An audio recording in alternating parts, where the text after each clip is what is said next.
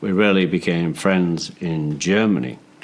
They were my favourite group, even then. I'd sit there requesting songs and hung out with them. And that's how we got to know each other. And the drummer they had couldn't make the gig, and Brian asked me to play, and then he asked me to play again, and then they asked me to join. But George was one of the main instigator of that. Someone told me they are very, very popular, most popular group. I felt bad that I didn't know about them, and then I met all the four. But somehow something clicked from the very first moment with George. And someone tell me that he has played sitar in Norwegian wood. And I felt bad again that I hadn't heard about it. But he, from the very first moment, started me asking questions, in relation of spiritual feeling and music. And I was very, very impressed by his interest like that. I was studying Indian music with some guys in L.A., and I met Ravi. And one thing led to another, and I met George and did an album with, I think it was Ravi Shankar and Friends was the first album we did together. And that's when I met George. A lot of the Indian influence comes out in some of his melodies and just ideas and timing. He has funny timing. I always write in 4/4 because I'm too lazy to count. But some of these tunes are in like 1753 time, and you go like 1, 2, 3, 4, 5, 6, 7, 8, 9, 10, 11, 12, 13, 14, 15, 16, 17. 1, 2, 3, 4, 5, 6, 7. And I can't be bothered to do that because it's a pain in the ass because she's trying to sing, at the same time. And there aren't that many tunesmiths around, people that actually give you melody. A lot of rhythm sections, but not a lot of melody. And George was a melody writer, and a very beautiful melody writer. One that would, his songs would leave you with that wonderful bridge between a lyrical content and the melody. George was bold enough to do that, change time signatures, change key with ease, but always using his favourite chord, which was the diminished. He had a lot of really interesting chords, He used augmented and diminished chords a lot. He called them the naughty chords. And then when you come back, the second time round it goes.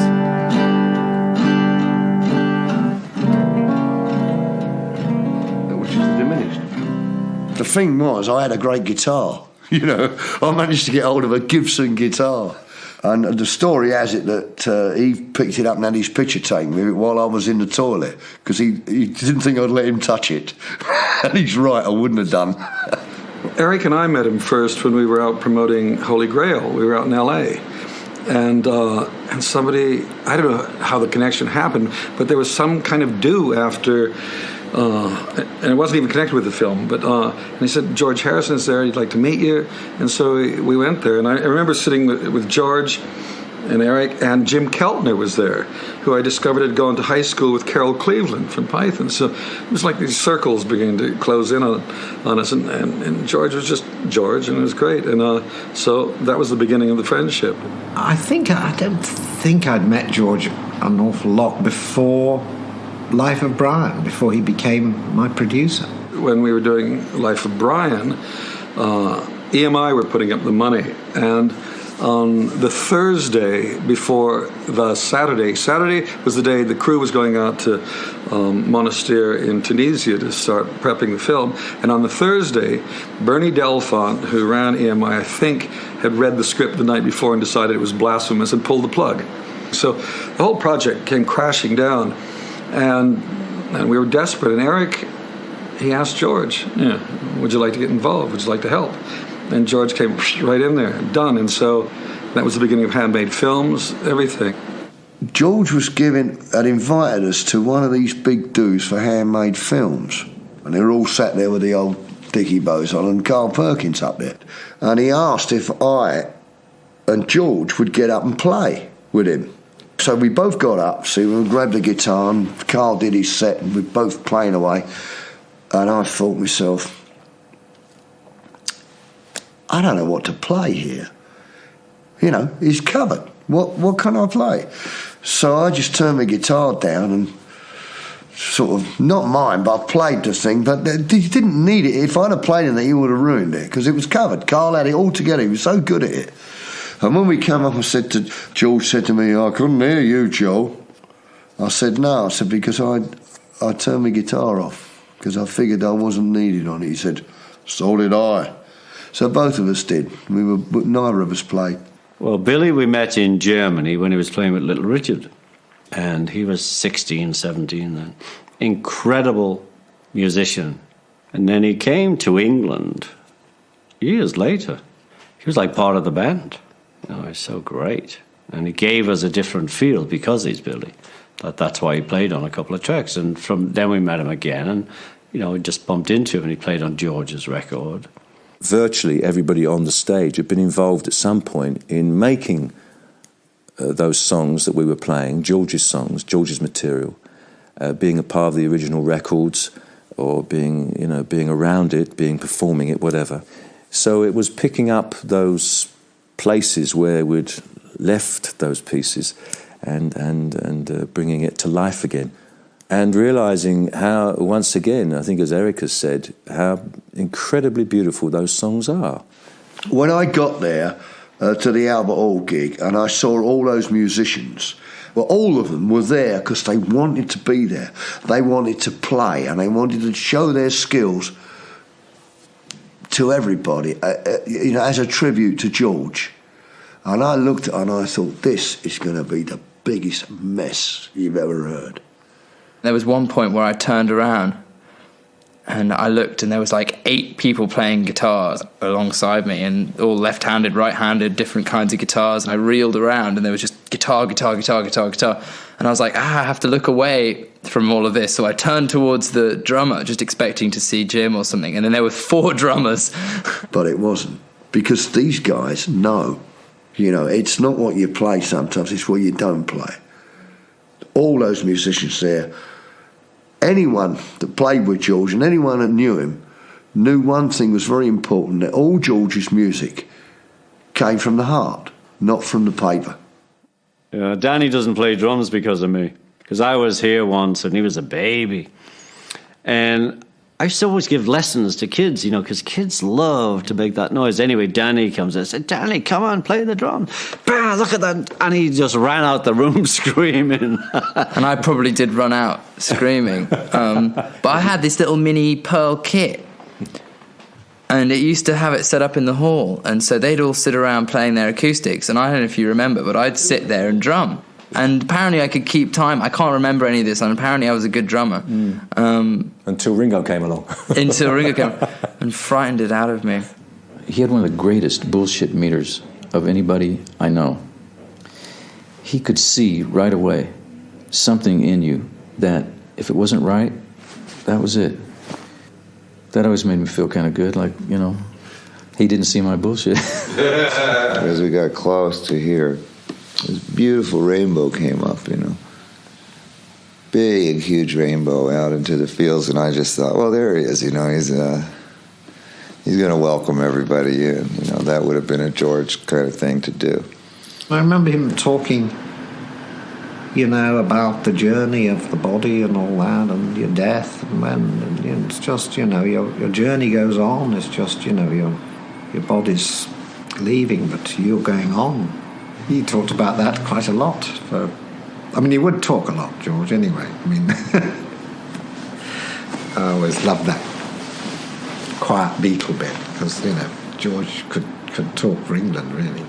He was my main man, George. He made a lot of people feel that way, though, Not a lot, I guess, but the people that were his friends, you could really, he really made you feel like you were special in his life. First thing he ever taught me. It's a simple D, E to A, all Buddy Holly songs.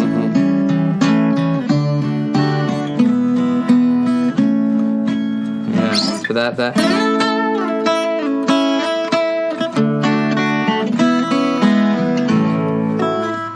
Yeah. Still can't play it. Welcome to Paul or Nothing, the place to get all of your Paul all of the time. Join me, your host Sam Wiles, as we discover the history, the music, and the man behind it all. Paul McCartney. To get in contact with the show, email us at paulmccartneypod@gmail.com.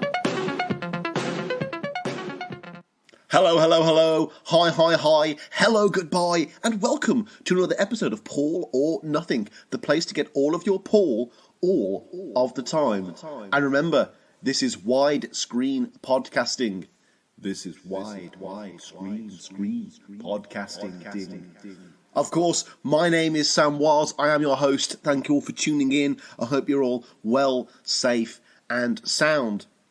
Okay, everyone, we're taking a quick break from our look at the singles box set that we've been steadily working our way through, and instead we're going to be talking about a concert film, a live album, an experience, a historical moment. We're going to be talking about a lot here, folks, and the topic is something that I've wanted to cover almost since the very inception of this podcast over half a decade ago. The album is regularly on rotation. The film is regularly a part of my viewing, especially a part of my YouTube habits.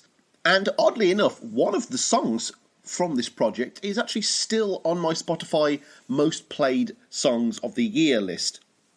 Yeah, it's a big one, all right. And one that really does not need any introduction. Folks, we're finally here. Today we're going to be discussing 2002's The Concert for George. Now, I know that this isn't a McCartney project, a McCartney album per se, but if you haven't already guessed that Paul features on it somewhat, then you really haven't been paying attention, have you? Yes, everyone, this is me somewhat taking advantage of the fact that Paul plays a small-ass role in this gig as the perfect excuse and launching off point to talk about the whole thing in the regular Paul or Nothing level of detail. Like I said, I've wanted to do this one forever, so had my guest, the person who I'm going to be speaking in the future episodes, and so this is mostly an excuse for us to get this whole thing off our chest and out of our system, because, as you are going to see, we had a lot to say about this one.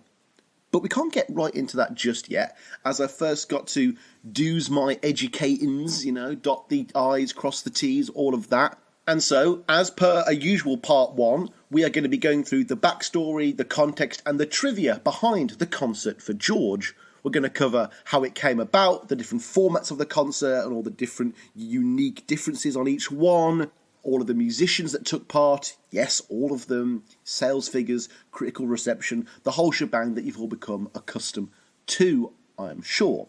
And then, in the next two instalments, we'll be cutting to the live feed for a very extensive and very lengthy discussion about the show, about the concert, about the songs, with my good old chum, my brother from another mother, Mr. Dylan CV.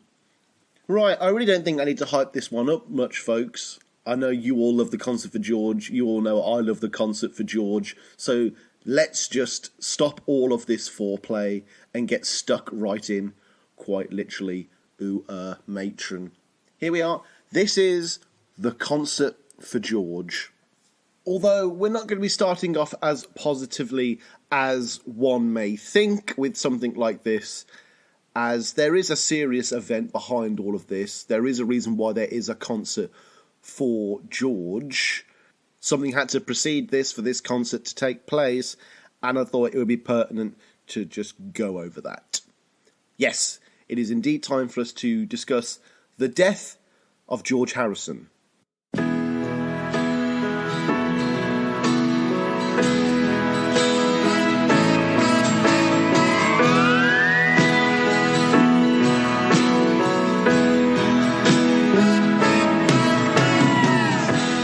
The former Beatle George Harrison has lost his 5-year fight with cancer. He died last night at the age of 58 at the home of friends in Los Angeles. His wife and son were at his bedside. In a statement, the family said, "He left this world as he lived in it, conscious of God, fearless of death, and at peace." Sir Paul McCartney led the tributes this morning, describing him as a baby brother. Our first report is from our arts correspondent, Nick Hyan. Tributes from fans today at Abbey Road, the London recording studio forever associated with George Harrison and the Beatles. I'd known he was sick for a while, but never really thought it would happen. It's always tragic, when someone someone like him passes. His contribution to the band is everything. I mean, he was the guitarist. He is the Beatles. George Harrison helped supply the soundtrack for an entire generation, including the British and Irish Prime Ministers. I mean, we grew up with the Beatles. You know, their music and the band, the personalities of the band were the background to our lives. And I think people will be very sad at his death.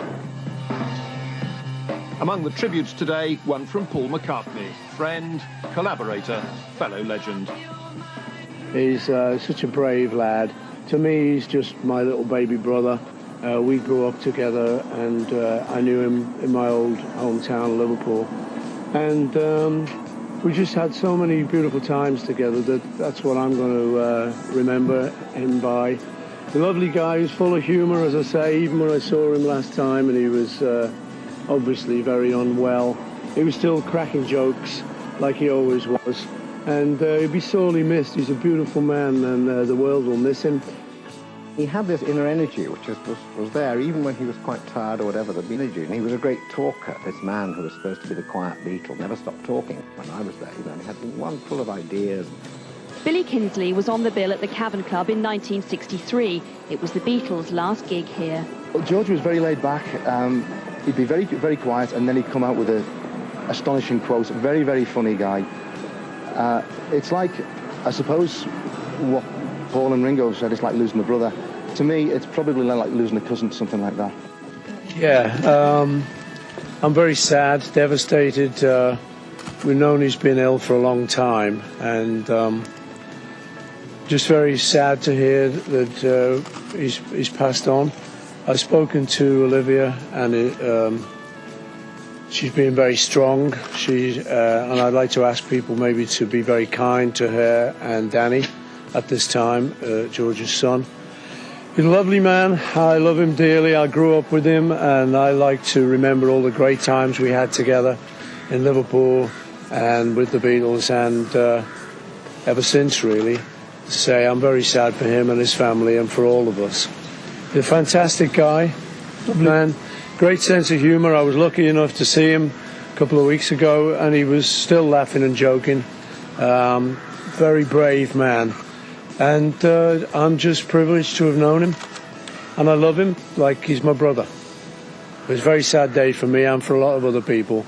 But I think he would have wanted us, to get on and be loving and remember him as the great man he was. And yes, everyone, for those who are familiar with it, I did just indeed steal the musical cue directly from Scorsese's Harrison documentary, Living in the Material World. But, oh my God, if you are going to steal, you're going to do it well and steal from the best, surely. Now, anyone who has heard the Part 1 Driving Rain episode is going to know this all too well, but I do love to get a good hour of content out of a significant death in McCartney's life, regardless of how negatively it affects the carefree tone of the podcast. So, whilst I won't be doing the full coverage of George's death in this episode, you'll instead have to wait for the Chaos and Creation episodes to get that, but I will be doing a quick Cliff Notes version just to catch you all up on what led to the concert for George. Again, like the aforementioned Linda segment in the Driving Rain episode, I am aware going in that this isn't likely going to be the most fun thing we're going to cover on the show, but I do think it's all relevant material considering how emotional I get whenever I listen to / watch this concert. You know, it only makes sense to approach the material seriously and not just talk about this concert in a kind of light and frivolous manner. So, George Harrison was 54 years old when he was first diagnosed with throat cancer. It was 1997, and he was pottering around in his garden at his Henley-on-Thames home when a worrisome lump on his neck was discovered. Now, whilst this was a shock, George had money to spend, and his initial prognosis, thankfully, looked positive. After a short course of radiotherapy, he was declared cancer-free, and he went back up for a follow-up test in 1998 and was again declared cancer-free. However, as bad luck would have it, in 1999, a still recuperating George Harrison would sustain a serious and possibly, eventually, fatal, depending on your view, wound to the neck dealt to him by a violently schizophrenic home invader. Fortunately, Olivia Harrison is a real badass bitch when it comes to wielding a fire poker like Joaquin Phoenix wields a baseball bat in that movie Signs. And so whilst George would also suffer other defensive wounds, he did indeed make a full recovery. Sadly, folks, this happy-ish ending to this part of the story is sadly a bittersweet one, as the damage left to him here, in terms of both the wound itself and the energy and time it would take for him to heal once again, likely left him weaker than ever for the next part of the story.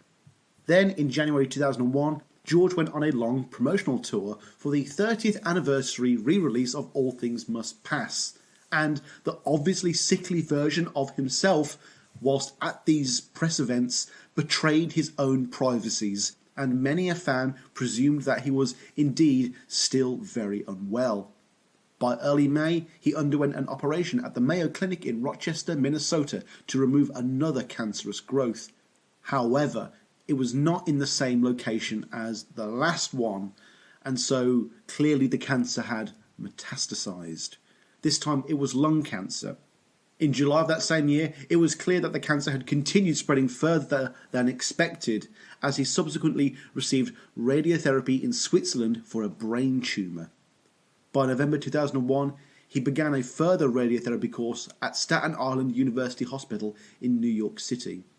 When it became clear that he would not recover, Harrison finally determined that he would not die in hospital, and with security consultant Gavin DeBecker planned a secret funeral. Harrison travelled to Los Angeles and, after collecting pain-relieving drugs from UCLA Medical Center, was taken to a house rented and later owned by Paul McCartney. He spent 36 hours drifting in and out of consciousness, with his wife Olivia and son Danny by his side. At one point, they were even joined by Ravi Shankar, who played sitar music as they waited. As the story goes, George prepared for death for most of his life, and it was a subject that deeply concerned him and he took very seriously. He didn't exactly revel living in the material world, and he was constantly trying to gain a closer connection with the Almighty, whether it was through his gardening or music or any of his philanthropic endeavours. George was always just trying to put himself out there in the world and make himself the best person he could possibly be for when he transitions to whatever that next plane is. So, as he was dying, it is likely that he wasn't as scared as many of us will be when, we are shuffling off this mortal coil. This was a sacrament that George had been looking forward to for some time in many ways, and he knew by now how he wanted to leave his body. According to his wife and now widow, Olivia Harrison, he said his goodbyes to his family, and then he, and I quote, lit up the room and died. George Harrison passed away on the 29th of November 2001 at 1:20 p.m. The cause of death was listed on his Los Angeles County death certificate as metastatic non-small cell lung cancer. His body was then wrapped in a shawl and covered in holy oils. He was survived by his wife Olivia and his son Danny.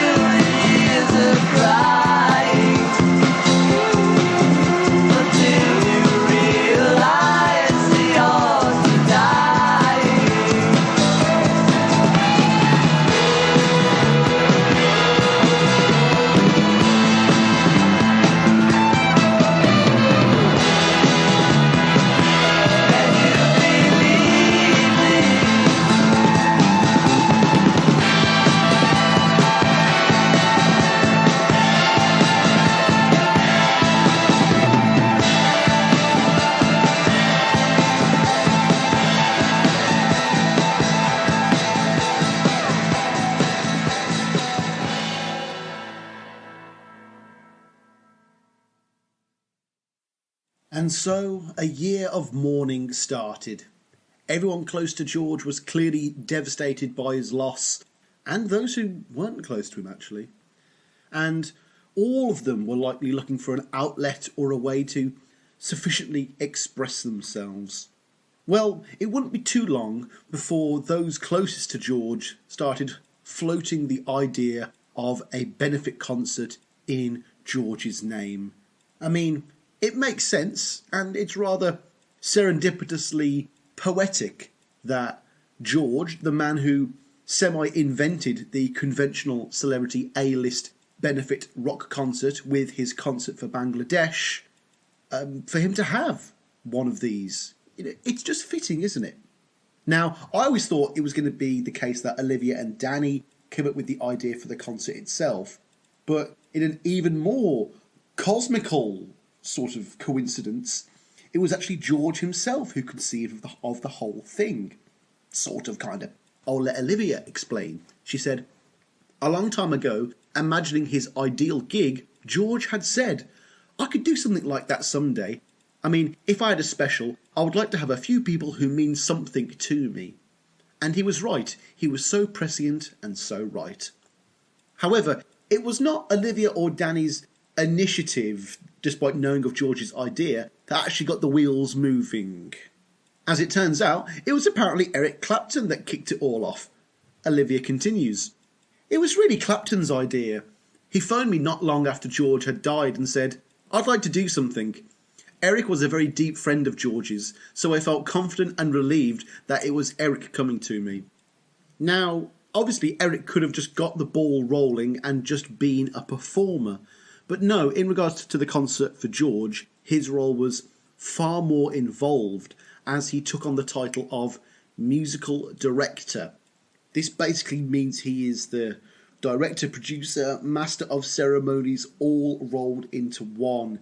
The entire evening of music was largely constructed by Eric himself. Don't like that Indian music is half the show? Take it up with Eric. Upset that they didn't play Bother Me? Talk to Eric. And so on. But yeah, it makes sense that they would rest this evening on Eric's shoulders. As I'll go into later, he and George had an incredibly long and fruitful relationship. They were always constantly appearing in each other's work, playing the same shows, and generally supporting each other in times of need as friends do. So he's perfect in terms of his relationship to George, but that's not the only reason. He wasn't just a friend of George's either, but also a close friend of the family, and so that's what gives him the crucial Harrison estate blessing.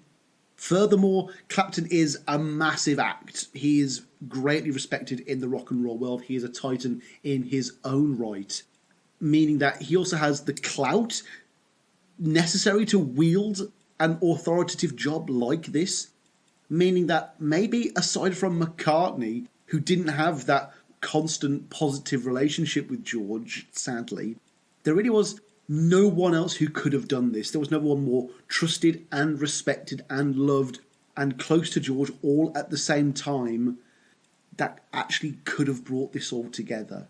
You know, the musicians love this guy, the crowd loves this guy, the family loves this guy. Of course, it's going to be Eric. But I'm sure this wasn't all just pure altruism, as, like all of us after any death, Clapton was not without his own guilt either, as he rather forthcomingly elaborates here. A lot of times during our relationship, I found it very difficult to communicate my feelings towards George, my love for him as a musician and a brother and as a friend, because we skated around that kind of stuff. I was probably dealing a lot with that too, to make amends. Clapton continued his streak of delightfully honest interviews when he directly addresses one of what I would consider to be the elephants in the room, aka what George would have thought. He said, "When we were rehearsing, I thought that if he were here, he'd probably say, 'Thanks very much, Eric, but I don't really want this.'" So yeah, isn't that ever the most alluring conundrum? Can you indeed do a tribute for someone who in all likelihood wouldn't want it? And if you do go ahead with it, who is it for? Is it for those taking part, for the fans? Or is it for George? Still, it makes sense that the slightly misanthropic George and the slightly holier-than-thou persona he put out there, someone who would see death as the ultimate ascension to the next stage of consciousness, wouldn't want a celebration of his life in this way. Moody old George would never appreciate this kind of fanfare, supposedly. Yeah, it really is hard to tell what's true here.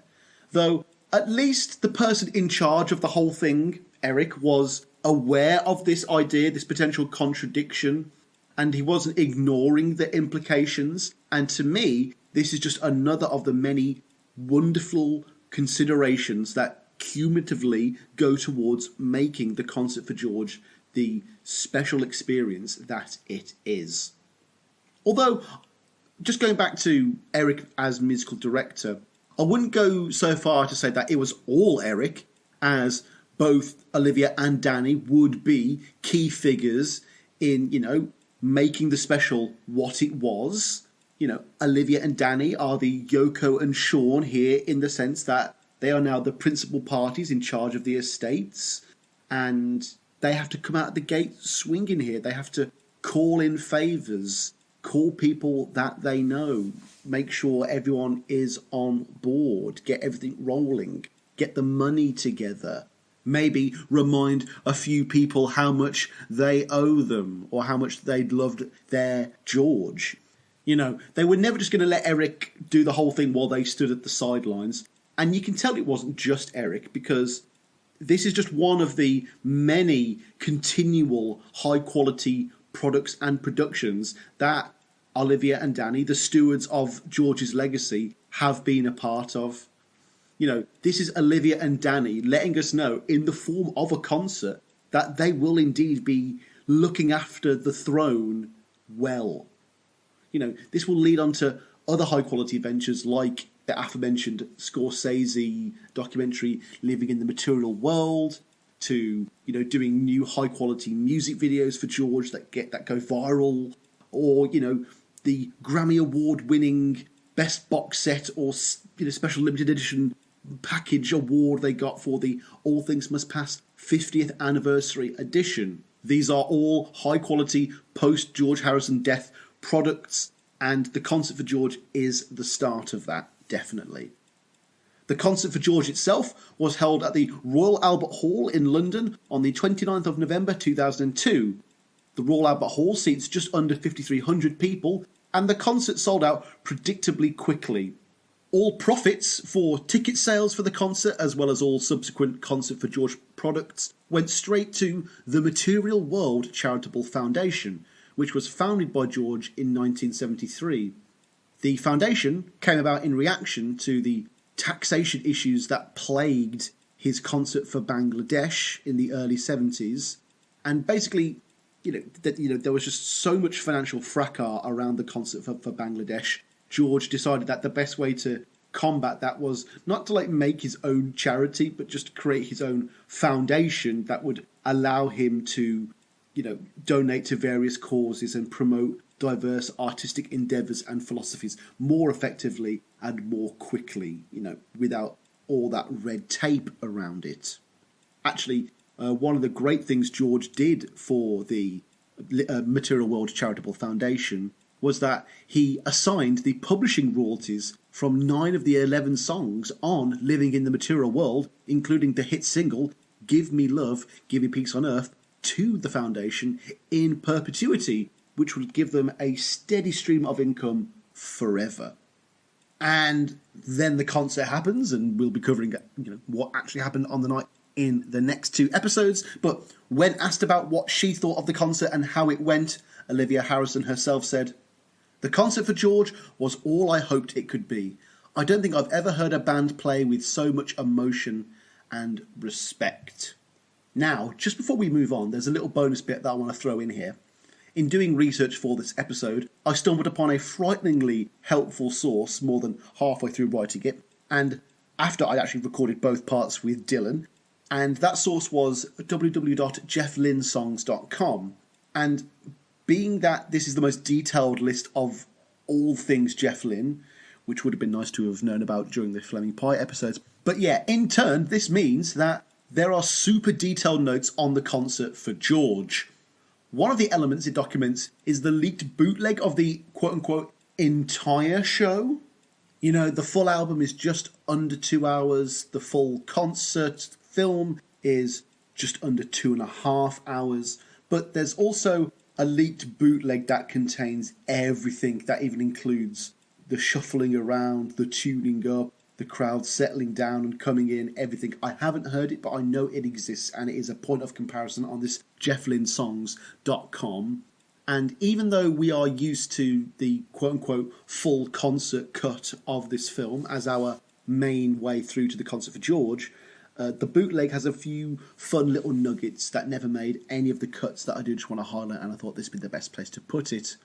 Apparently, the introduction for Sava Sham is about 30 seconds longer. Ravi just talks about the song in a little more detail.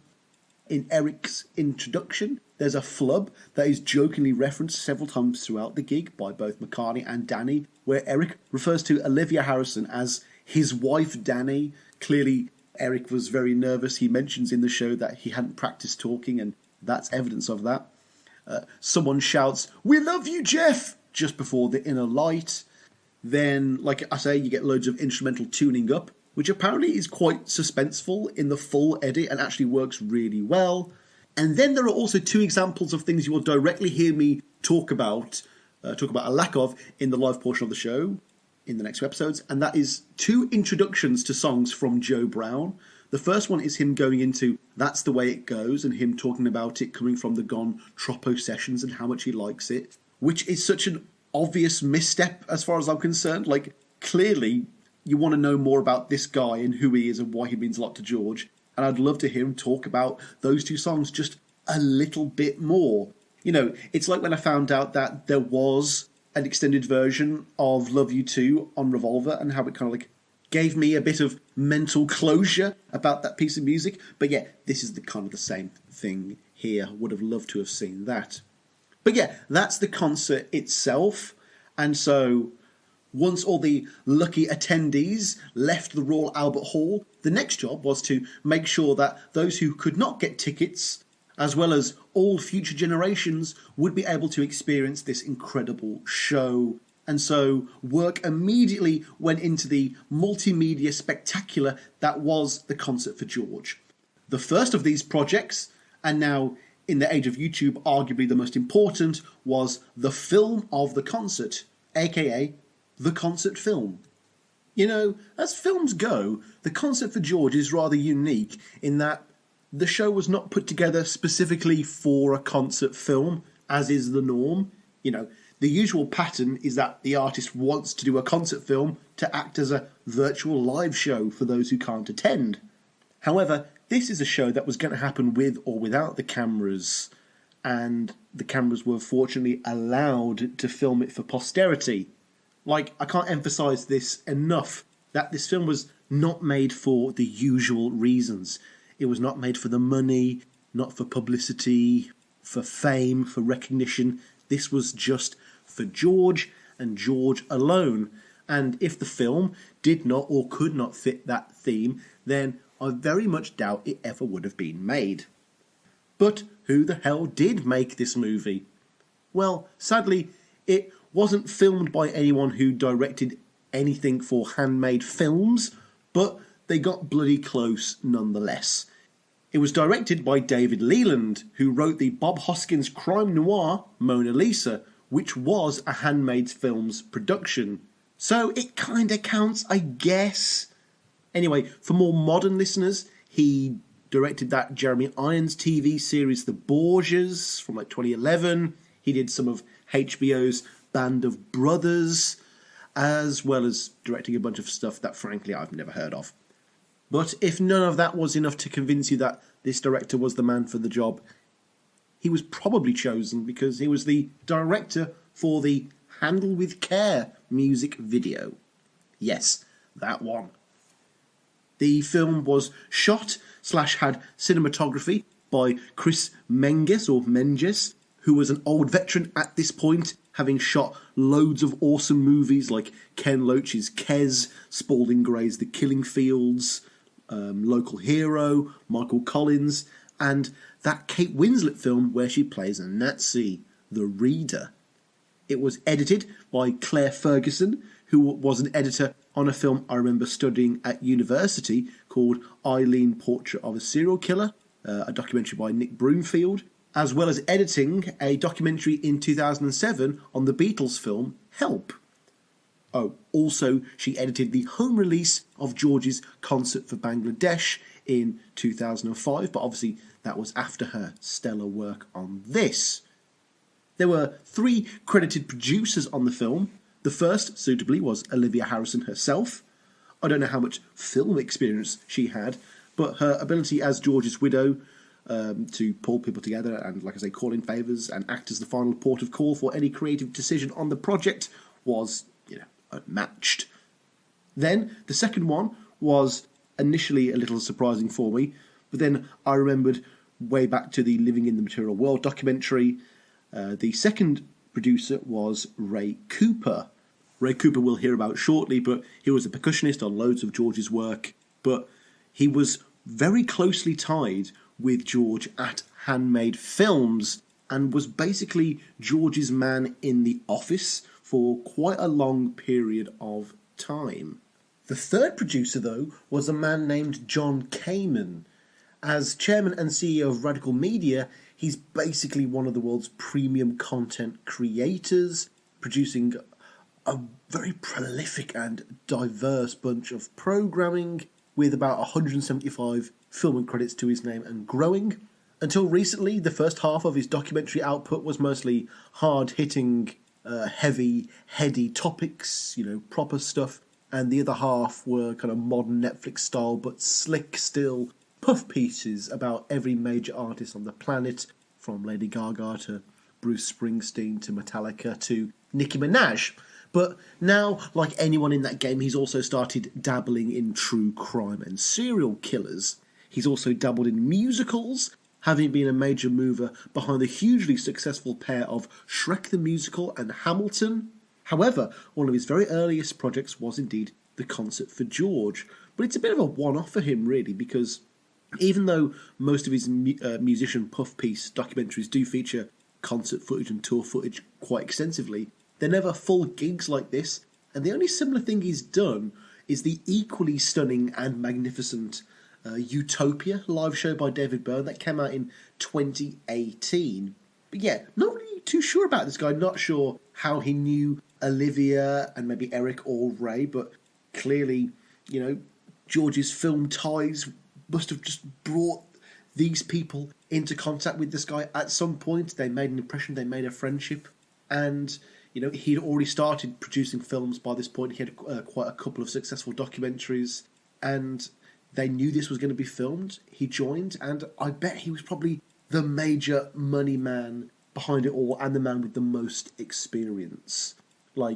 I do give huge props to Eric, and I'll talk about Jeff Lynne and how much work they did in putting this show together, but I think this John Kamen fella is also one of the unsung heroes of The Concert for George. The film was released theatrically in Los Angeles, New York, and other select locations on the 3rd of October 2003, and was then released in the UK on the 10th of October. The film was then released on DVD in November 2003. One disc on the double DVD set is the theatrical version of Leland's film, while the other is of the complete concert. It was then later re-released digitally on iTunes in the October of 2011, meaning both the album and the film were now available for download. Then the film was re-released as a Blu-ray, as a 2-disc set on the 22nd of March 2012. Also, it was around this time that its place as a YouTube staple for Beatles fans began, as the full concert was briefly made streaming for free on George Harrison's own YouTube channel. Maybe just for 24 hours, actually, if memory serves. Then, in 2018, the film was reissued along with the album, as well as being made available on streaming for the first time, all part of Harrison's 75th birthday. And then, as we all know, In 2022, the film was released in cinemas, re-released in cinemas as part of the 20th anniversary celebration of the film. Now that I hear all of that in a row, that really is quite a lot of opportunities I've had in the past few years to see this film in the cinemas, especially considering how long I've known this film.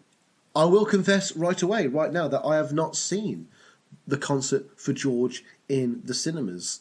Though it wasn't until researching this episode that I'd realised what I'd actually missed out on, because, as I alluded to just a second ago, there is not just one cut of this film that we're dealing with here. I didn't even know this, folks, but there is a different theatrical cut that is shown in the cinema screenings. If this is common knowledge to you, then I do apologise. I can't believe I didn't know this. I feel really stupid. I really do.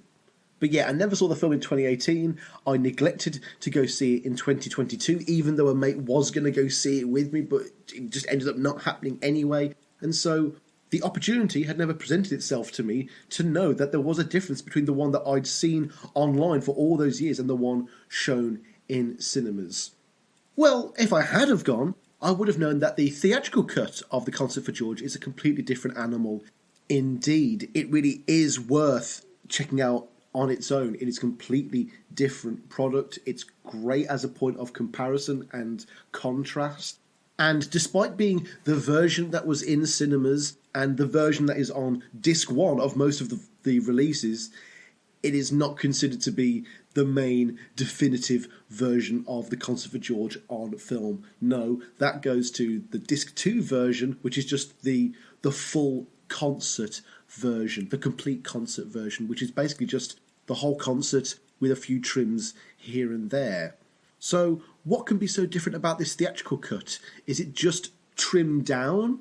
Well, yeah, it is trimmed down. It is a lot shorter, but that's not the only difference. First of all, it is clearly put together with the more casual viewer in mind, and that's, the viewer that's going to exist, be dragged along with friends and family, the general Joe Blogs audience, because rather than just having the concert and the music as is, there's a little bit of additional content sprinkled in to keep the viewer engaged, I guess, or to make it feel like more of a conventional documentary, I guess, rather than just a concert film. For example, the theatrical cut of Arpan fades at the 120 mark to interject interviews and fades in and out for several more interviews several times over before fading to Eric Clapton's guitar part at the end of the song. Several parts of the middle are also cut out entirely, making the song much shorter. Like, the theatrical cut of Arpan is really chewed down. And this is another ironic part of me not going to the cinema, because I thought part of it was I thought my friend was going to be bored and I didn't want to make him sit through 7 hours of Arpan. And now finding out that it's actually cut and interjected with interesting little interviews that would have kept him engaged, it makes me feel quite stupid now, actually. I really should have gone. Oh well. The next major theatrical cut edit is in the performance of Horse to Water, where the second chorus and verse is edited out. Handle with Care is interrupted by interviews with Tom Petty and Jeff Lynne. Also, it cuts some of the repeated chorus at the song's end. The theatrical version of Isn't It a Pity merges the first part of the rehearsal take with the actual concert version, so it starts off with like some rehearsal stuff and then it goes into the final version. The performance of Photograph is interrupted by an interview with Ringo. Again, some of the repeated chorus at the song's end is cut. And then the film fades out a little earlier with its closing version of Give Me Love, Give Me Peace on Earth to add George Harrison's comments about a tribute concert. So if you were far too engaged and enjoying The Concert for George too much to notice all of those differences, I hope that that was useful for you. But now we should also in turn highlight the fact that the complete concert version, the version that is just the complete unbroken concert, more or less, has its own unique aspects as well that I just wanted to quickly highlight. These are not available on the CD, the vinyl, or the theatrical cut, I should point out. First off, both Eric and Ravi's introductions are both significantly longer, with both going into more detail about the meaning and the format of the evening. There's a loud voice over the speakers that announce, "Ladies and gentlemen, it's Monty Python," at the start of their first performance. Just before Here Comes the Sun, there's a great passing moment where Joe Brown turns and says to the band, like the big stage band, "How are we all doing, lads?"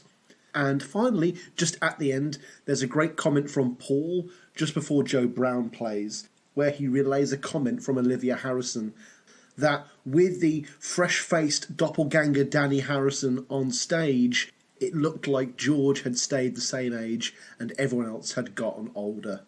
A great moment from Paul in the film. And with all of the sentiment now out of the way, it's time to crunch down with the box office numbers.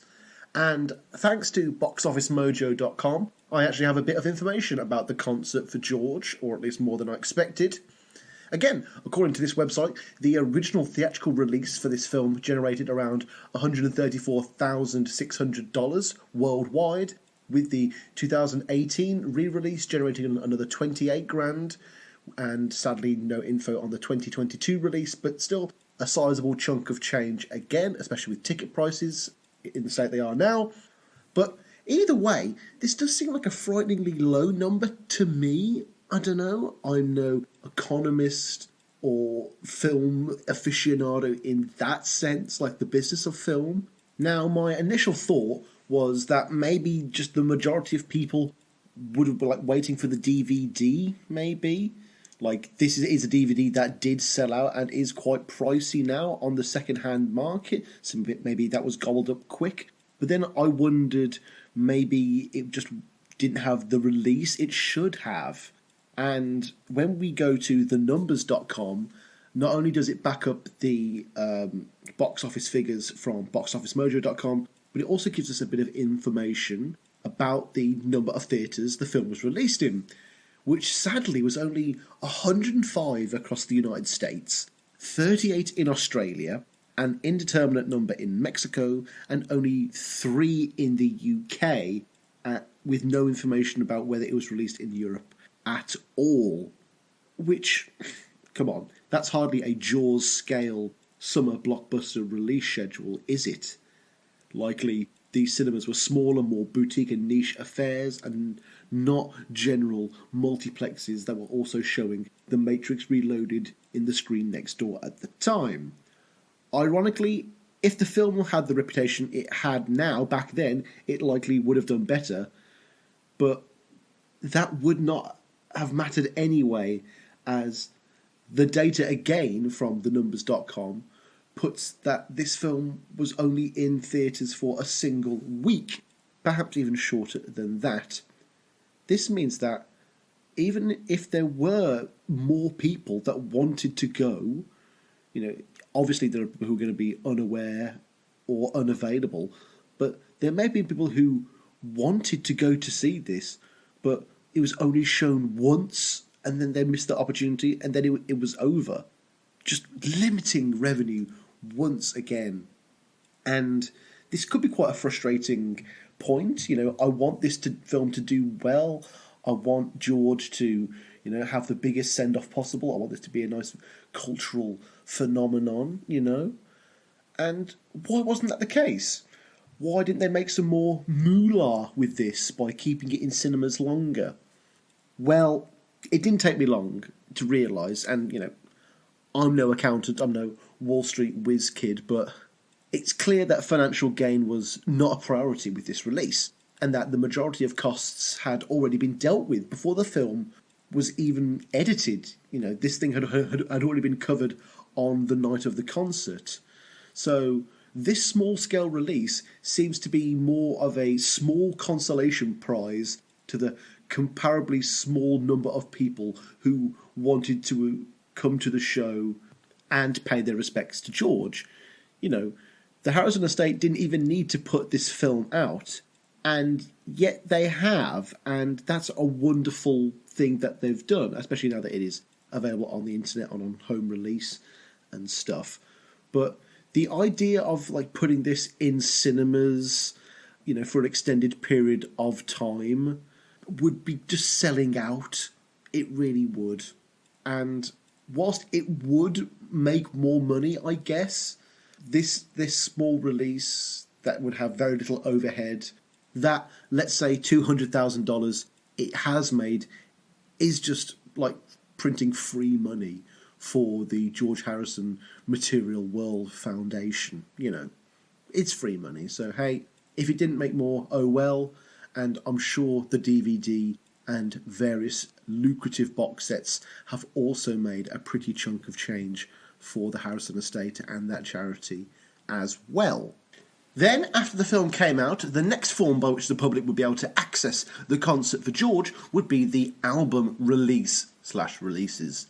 Now, sadly, there really isn't much information about the mixing of the album or the post-production period in general, which is doubly a shame because I'd love to hear Jeff Lynne and Eric Clapton's thoughts on that process. But que sera, sera, and so we can only comment on what we can hear. Now, like all great concert film albums, the audio equipment used for the Concert for George's audio was so good and so professional that it's easily usable as the audio for the disc. It's basically just a transfer of the film's audio onto the disc, maybe cleaned up a little bit, maybe a little less audience cheering, that kind of thing.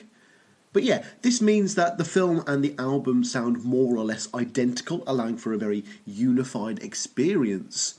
But albums are not films, and certain changes would have to be made from one medium to another.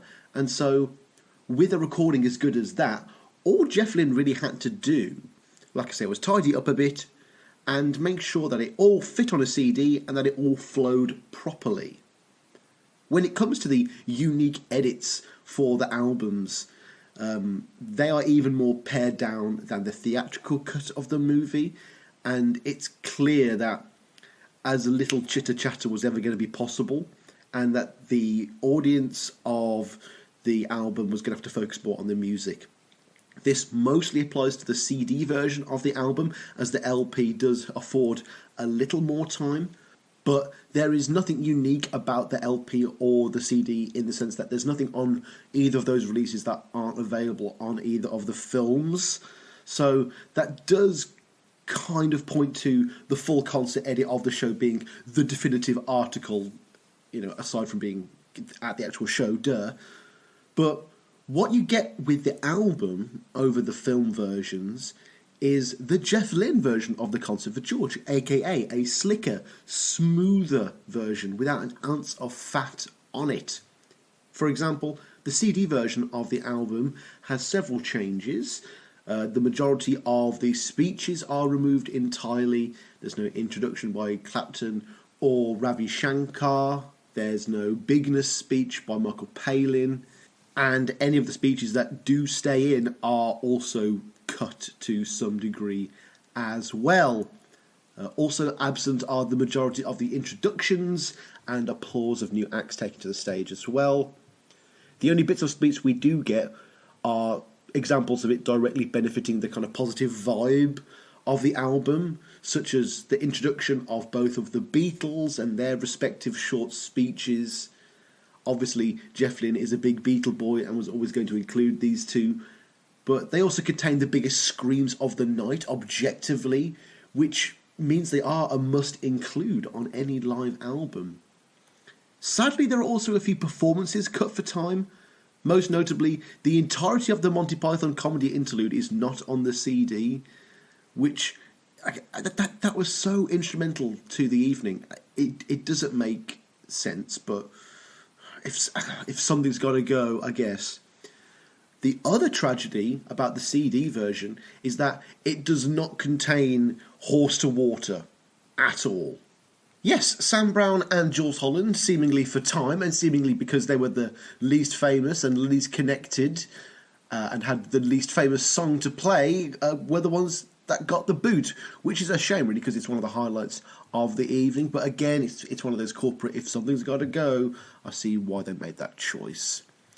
When it comes to the LP version of the album, the vinyl version, we almost immediately can see that it is the more comprehensive and thus superior, in my eyes, audio-only issue of the Concert for George, as both Horse to the Water and all of the Monty Python stuff is put back in.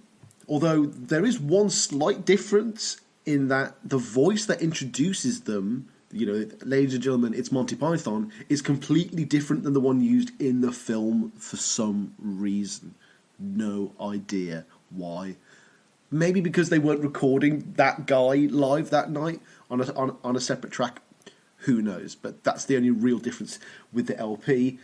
Also, the LP, like that, that version of Figure of Eight, where by Paul, obviously, where it's got an etching on one of the sides. Well, I believe with the LP version of the Concert for George, it's a triple disc, and on the 8th side is a very fancy Indian-esque etching, and I just thought that was very interesting and should be included. So yeah, whilst I'd like to say that the album and the films are equally valid ways of experiencing the Concert for George, the CD and the LP really don't cut it in the same way. So much of the Concert for George are the visuals, like the smiles on the faces, seeing the crowd, seeing them perform, that there is something so magical about that whole package together. And with the album and the CD, I really don't... We're going to see this a lot in some of the reviews later. I do agree with them that I couldn't imagine people like taking the LP out and playing this all that often, or taking the CD out. And for me, the ultimate way to experience the Concert for George, if I'm only going to be listening to it, is through streaming. I just want that quick instant hit of the Concert for George, maybe a specific song in that massive track list. And if I'm not going to be watching it on YouTube, then streaming is just the best way to experience it. And thankfully on streaming, it's the LP version, it's the most comprehensive one. So if you're going to just listen to it, folks, just get your phone out. Also quickly, let's just talk about the album cover, shall we? It features the iconic Beatles era photo of George playing his guitar with a kind of purple colour scheme. The photo comes from a gig that the Fabs did in the Netherlands in 1964, and it was taken during George's performance of Roll Over Beethoven, a song that was not performed during the concert. Ringo does Honey Don't instead. But it was nice to kind of have Roll Over Beethoven be referenced here. And I'm not going to lie, I thought I would have been annoyed that they used a Beatle-era photo of George when most of the songs and most of the musicians on the stage were not from that era. But, oh my God, isn't that just the most perfect picture of him ever? Yes, it proves that no matter what these men do, no matter what new music they put out or amazing things they do after the Beatles, when you die, you're still a Beatle. And when he looks as especially angelic and wide-eyed and young and innocent and unblemished as that, then again, you've just got to go with it. It makes sense, it's pleasing to the eye, and despite being a shameless Beatle plug, it's still super classy in its own way. And just before we conclude, I thought we would do a little section on the album sales, like the way we just did the film chart performances. And thankfully, we have that Jeff Lynne website once again at hand, and I've had access to a more detailed piece of chart information than I've ever been accustomed to, really. First of all, right off the bat, starting off, one has to directly point out that in terms of financial success and sales and impact, the Concert for George album has been far more the resounding success. Maybe not all at once, not a smash hit, but it has slowly sold a certain number of copies over an extended period of time, with multiple reissues and re-releases that always seem to sell out and fetch for, exorbitant prices on eBay, leading the album to actually be certified by the RIAA as 10 times platinum for sales over 1 million copies. Hey, that's a pretty big chunk of change there, folks, especially considering how much of those sales would also have been generated via the vinyl and other lucrative box set collections. Like I said, it sold a lot, but not in a burst, which did result in rather meagre chart performances. The Concert for George, the album, entered the Billboard Top 200 on the 6th of December 2003, and it started strongish at 97. Week 2, it went down to 166, then back up to 139 on week 3, 176 on week 4, 175 week 5, 147 week 6, and then it completely got pushed out after that. It also entered the top 25 soundtrack album charts on the 6th of December 2003, and it fared much better with a very healthy number 6 in its first week, and it stayed in the top 10 charts on weeks 3 and 6 as well, before then clinging on to the bottom of the chart in the mid-20s until week 17. It entered the Billboard Top Music Video charts, the top 40, whatever that is, again, December 6, 2003, and I'm not sure what this means or what it measures exactly, whether it's like the whole movie's one music video or whether there were music videos of the concert that were going around at that time or whether it goes against other concert films or other similar things, whatever, but all you need to know is it debuted again at number 6, very, very good, before reaching a peak of number 4 on January 10th, 2004. And finally, it entered the Billboard Top Internet Album Sales on January 10th, 2004, and stayed there for about a week at number 25. Riveting figures there, I know. And there we are, folks. We are halfway through the episode now. And so now it's time for us to take a little break while we crack on with this week's housekeeping. So what do we have in terms for news today, everyone? Absolutely nothing. So we're just going to quickly cover a story that I think I missed, which is Paul and Ringo's future collab with Dolly Parton. And we know Paul and Ringo have done something with the Rolling Stones recently, so it only makes sense that they do something with Dolly Parton as well. They are going to reunite on her album. I don't know whether it's going to be on the same song, because all we know is that she's mentioned that she's sung with Paul on her new album. So either Ringo's doing the drums on that track or he's appearing on another, possibly more country-orientated track. We don't know. But at least what we do know is that the song that her and Paul are going to be covering is Let It Be. So whenever Dolly Parton has a new album coming out, we'll keep our ears to the ground and I'll update you when it's out. It should be really fun. I love Dolly Parton. A few of her songs always remain in my most played on Spotify. You know, the hits. I don't know her deep catalogue very well, but I do have a soft spot for her. And I do like that she's kind of been not just vindicated but glorified in the media in the last sort of 30 years or so after a kind of rough and bumpy start. You know, we all love Dolly, don't we, folks?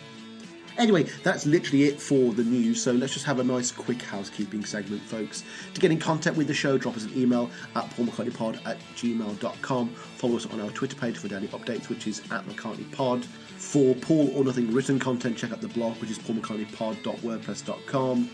Check us on our socials, Facebook, Instagram and YouTube by typing in Paul or Nothing or Paul McCartney Podcast. Of course, YouTube is the one place where you can check out all episodes of Mac It In Your Attic, our sister show as well.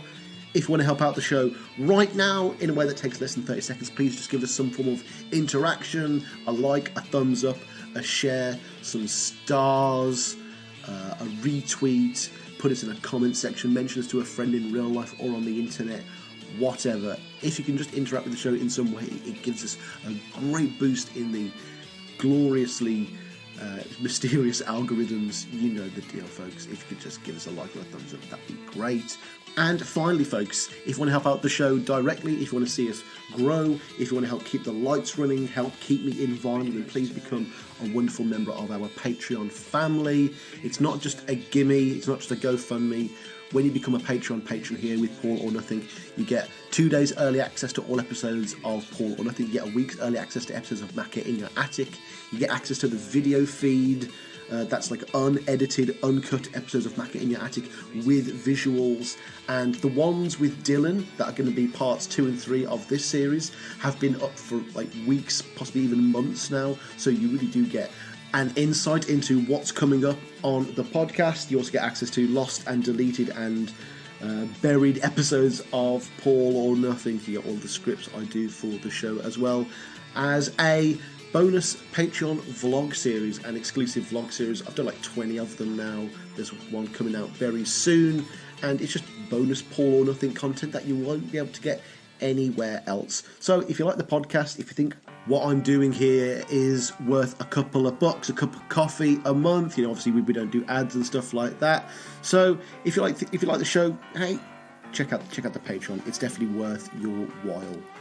And speaking of Patreon, we cannot proceed any further without thanking our wonderful Patreon family, the people that make this podcast possible.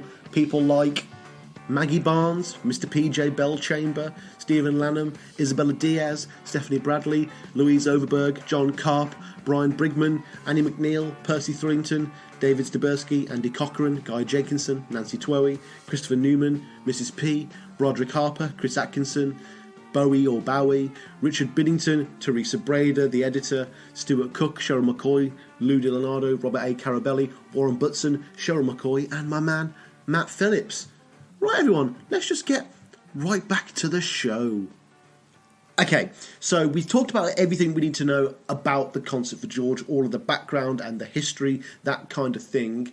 And so, since this is a show of so many big names, and because the roster is so important to the format of the show and why it's so special, I thought it would be best for us to turn the clock back a little bit and focus on the people who made the Concert for George happen, the participants, the key players, the musicians, that kind of thing. And yeah, we are going to be starting off with the bigger names first and then kind of work our way down to some of the less household ones, shall we say.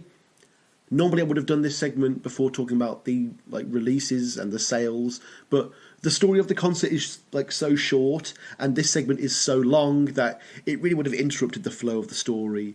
And now we can focus on these musicians themselves because we know all the basics.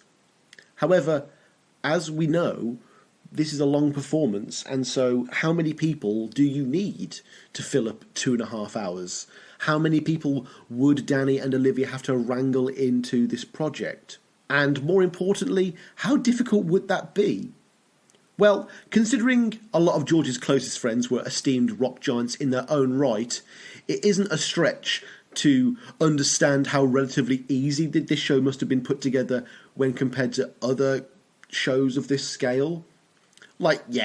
I'm sure that some of the other aspects must have been a chore, like the lighting and the catering and the licensing, but George touched so many lives and meant a lot to so many people that the only difficulty would have been who they wouldn't have been able to include. One can only easily imagine that it must have gotten to the point whereby they were having to turn down artists who wanted to take part. And it's this exact combination of access to top quality artists as well as top quality control that results in the Concert for George arguably having one of the greatest lineups ever put to a bill. No, seriously, I challenge anyone to find me a better one. And so, with this huge roster being so close to George and knowing how much this concert meant to them, I felt like we had to do this properly with a certain level of detail. So we'll go through all of these people, who they were if you don't know, and what they did with George, most importantly, working and personal. This part was highly educational for me, and so I can only hope the same can be said for all of you listening. Also, just as an aside, in doing the prep for this episode, I found out that there's never been an official list of who actually played what in regards to All Things Must Pass, which is literally one of the most annoying things ever. Anyway, let us begin. Starting off, we have one of George's most frequent post-Beatle collaborators, and an iconic love rival of his. It is the man himself, Eric Clapton. Yes, folks, Eric Clapton of the Yardbirds, Derek and the Dominoes, Blind Faith, Bonnie and Delaney, and Cream fame. Oh, and also of solo Eric Clapton fame. He is an iconic blues and rock guitarist and composer of many of the classic modern rock standards. He was also a very close friend of George Harrison's indeed. George was with Eric when he wrote Here Comes the Sun. George wrote Savoy Truffle about Eric's notorious sweet tooth. And it was George who got Eric his place on the While My Guitar Gently Weeps lead guitar spot. Of course, the more salacious and interesting part of the story of their dynamic is the fact that George Harrison would go on to introduce Eric to Eric's future wife, whilst she was currently then George's wife. And yeah, the story goes that George was this yogi-like man of peace about it, and that he simply gave her up for Eric. But then there's the other story where George and Eric had this epic hours-long guitar duel with Eric winning fair and square. Either way, it's safe to say that they go way back as a pair. In terms of collaborations between the two, George co-wrote Badge, one of Cream's most recognisable songs. The duo toured with Bonnie and Delaney and Friends in 1969, which was the tour where George got a lot of confidence as an instrumentalist and as a solo player.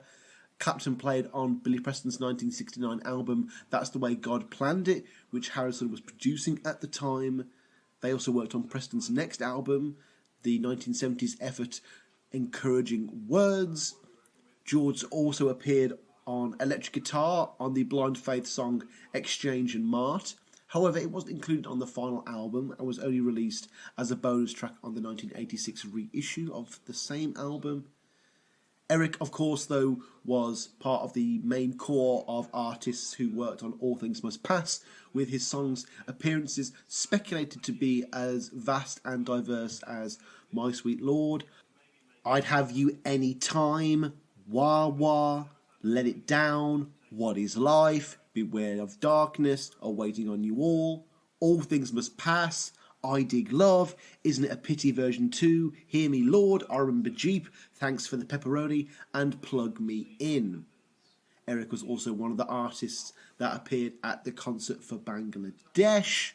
They played While My Guitar Gently Weeps and Here Comes the Sun as a pair at the Prince's Trust Gala in 1987.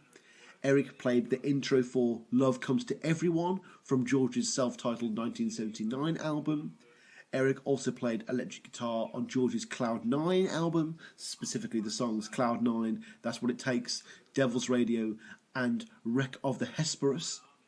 George also appeared on Clapton's album Journeyman in 1989, and Eric played lead guitar and possibly arranged some of the songs for George's 1991 tour of Japan.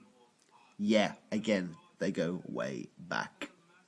Of course, Eric is the stalwart figure here, and his presence really is felt across the whole show. In his role as musical director / master of ceremonies, not only does Clapton decide who plays what and where, but he also arranges the majority of the numbers, taking a lot of inspiration from that Japanese tour. Whether you like him or not, or whether you like his music or not, though, you can't take away from the fact that his respect and reverence towards the show and the effort he put in is incalculable. Like, I'm not saying this is Eric's show, but it couldn't have happened without him. Also, as a performer, Clapton is remarkably humble across the show and rarely steals the spotlight away from the other players. Yes, he does intro the whole show and does most of the introductions, and even has a solo in Arpan when none of the other Western musicians do. And yet, he does so in utter respect for George and for the show. Under his guiding hand, the concert for George is a well-oiled machine, and his musicianship on the album is as top-notch as you'd expect from Clapton in this era. In the show, Eric plays acoustic guitar and electric guitar. Next up, we have Tom Petty, as in Tom Petty and the Heartbreakers. Again, another giant of rock and roll, and even 2 names in, this guest list is starting to get pretty crazy, right? Of course, Tom Petty and the Heartbreakers were a giant band, beloved by many, and he's another artist that would not be where he is and wouldn't have all of his hits without that Beatle influence. Now, I've always wondered about how George and Tom Petty ever met, considering that Petty was 7 years younger than the youngest Beatle. And apparently the two of them first bumped into each other in '74 when Petty worked at Leon Russell's, where Petty was helping out around the house. When speaking of the incident, Petty said, "It's a scary thing meeting Beatles, but George was so nice to me and included me in everything. Then our paths didn't cross again until years later. This was probably around 85 or 86, when the Heartbreakers were touring England with Bob Dylan. George came one night to see us in Birmingham. Bob was busy with something, and so we wound up just talking. I reminded him that we'd met, and there was some kind of weird click. It felt like we'd known each other all our lives, in a very personal way. We wound up just hanging out a lot. I have a great photo somewhere. It was my birthday, and George had brought a little cake to my dressing room." Oddly enough, though, on that night when George met Tom in Birmingham, there was a random freak hurricane that hit England at that time, as Petty details here. "We went back to the hotel, and a hurricane hit the middle of London that same night. They didn't even predict it, but it ripped huge oaks out of the ground. I got up the next day and thought, holy cow, this is something, and I always thought that hurricane had something to do with something. My life was different after that." Man, imagine becoming friends with a Beatle, and then literally the world starts tearing itself asunder. I understand why he'd see that as a sign. But yeah, I think the deal was finally sealed when they bumped into each other again randomly at a restaurant, and George calls Tom Petty over to his table, and he's like, "Oh, I've just asked Jeff Lynne for your phone number," and the rest is history from that point, because they were friends until the end, 100%. And they actually had a lot more collaborative efforts than I thought. George first appeared on backing guitar and vocals on the song "I Won't Back Down" on Petty's 1989 album Full Moon Fever. The same year, Petty co-wrote a solo George song called "Cheer Down," which was George's contribution to the Lethal Weapon 2 soundtrack of all things.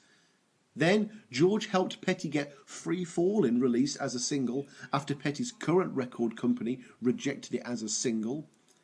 Oh, and then there was a little side project called The Travelling Wilburys. The cool thing about Petty in this concert is that his voice sounds so little like George's. I mean, take "Handle with Care" for instance. In that track, Petty's grizzled voice is paired with Bob Dylan's to directly contrast with George and Jeff's lighter and higher vocals. And in place of a hyper-realistic take whenever he's on stage, you instead get a wholly unique and far more fascinating one. There are loads of faithful covers on this album, in this film, in this show, but when Petty comes on stage, it's just such a refreshing contrast.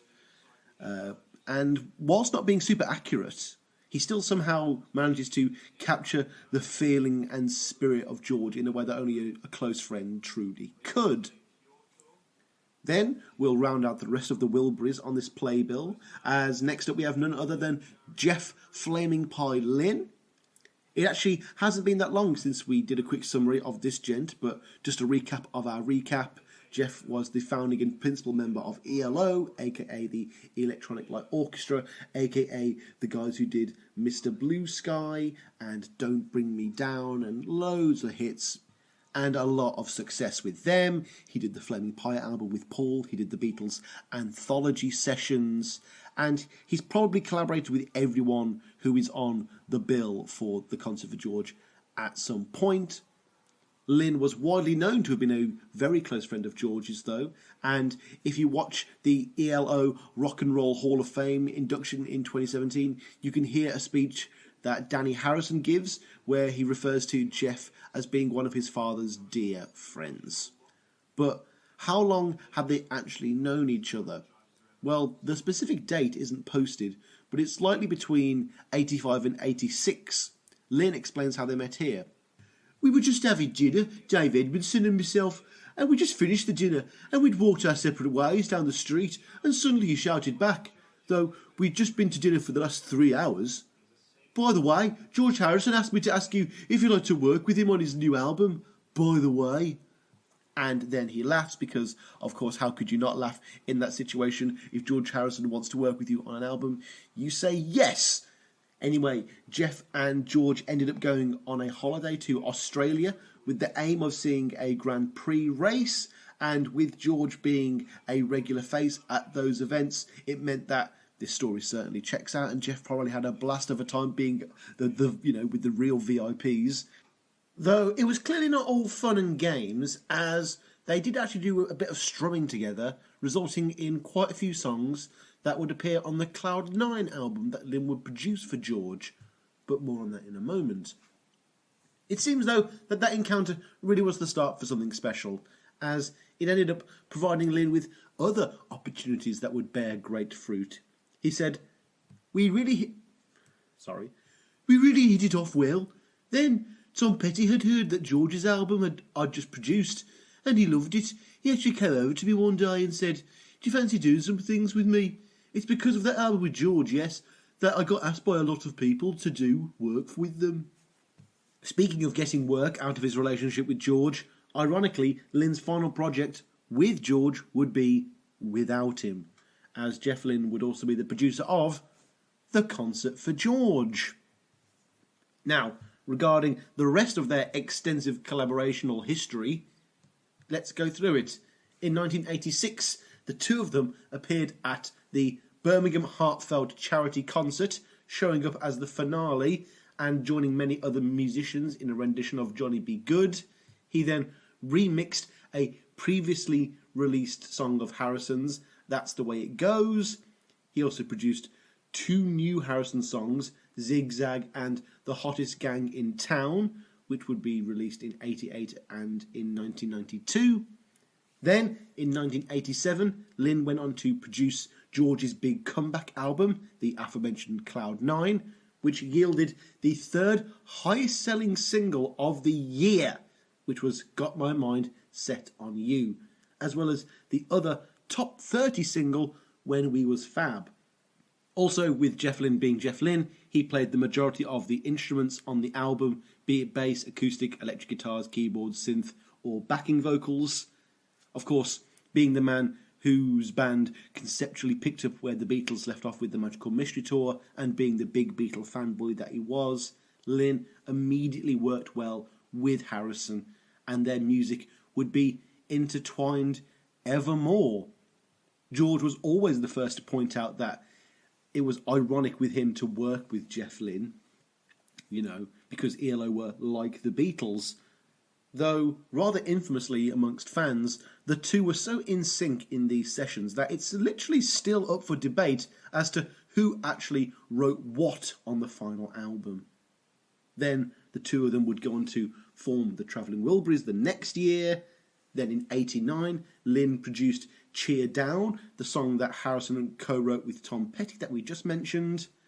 Of course, then Jeff Lynne was an instrumental player in terms of getting George to take part in the Beatles anthology project, with Lynne being the primary producer behind the buttons and giving George more of a say in the studio.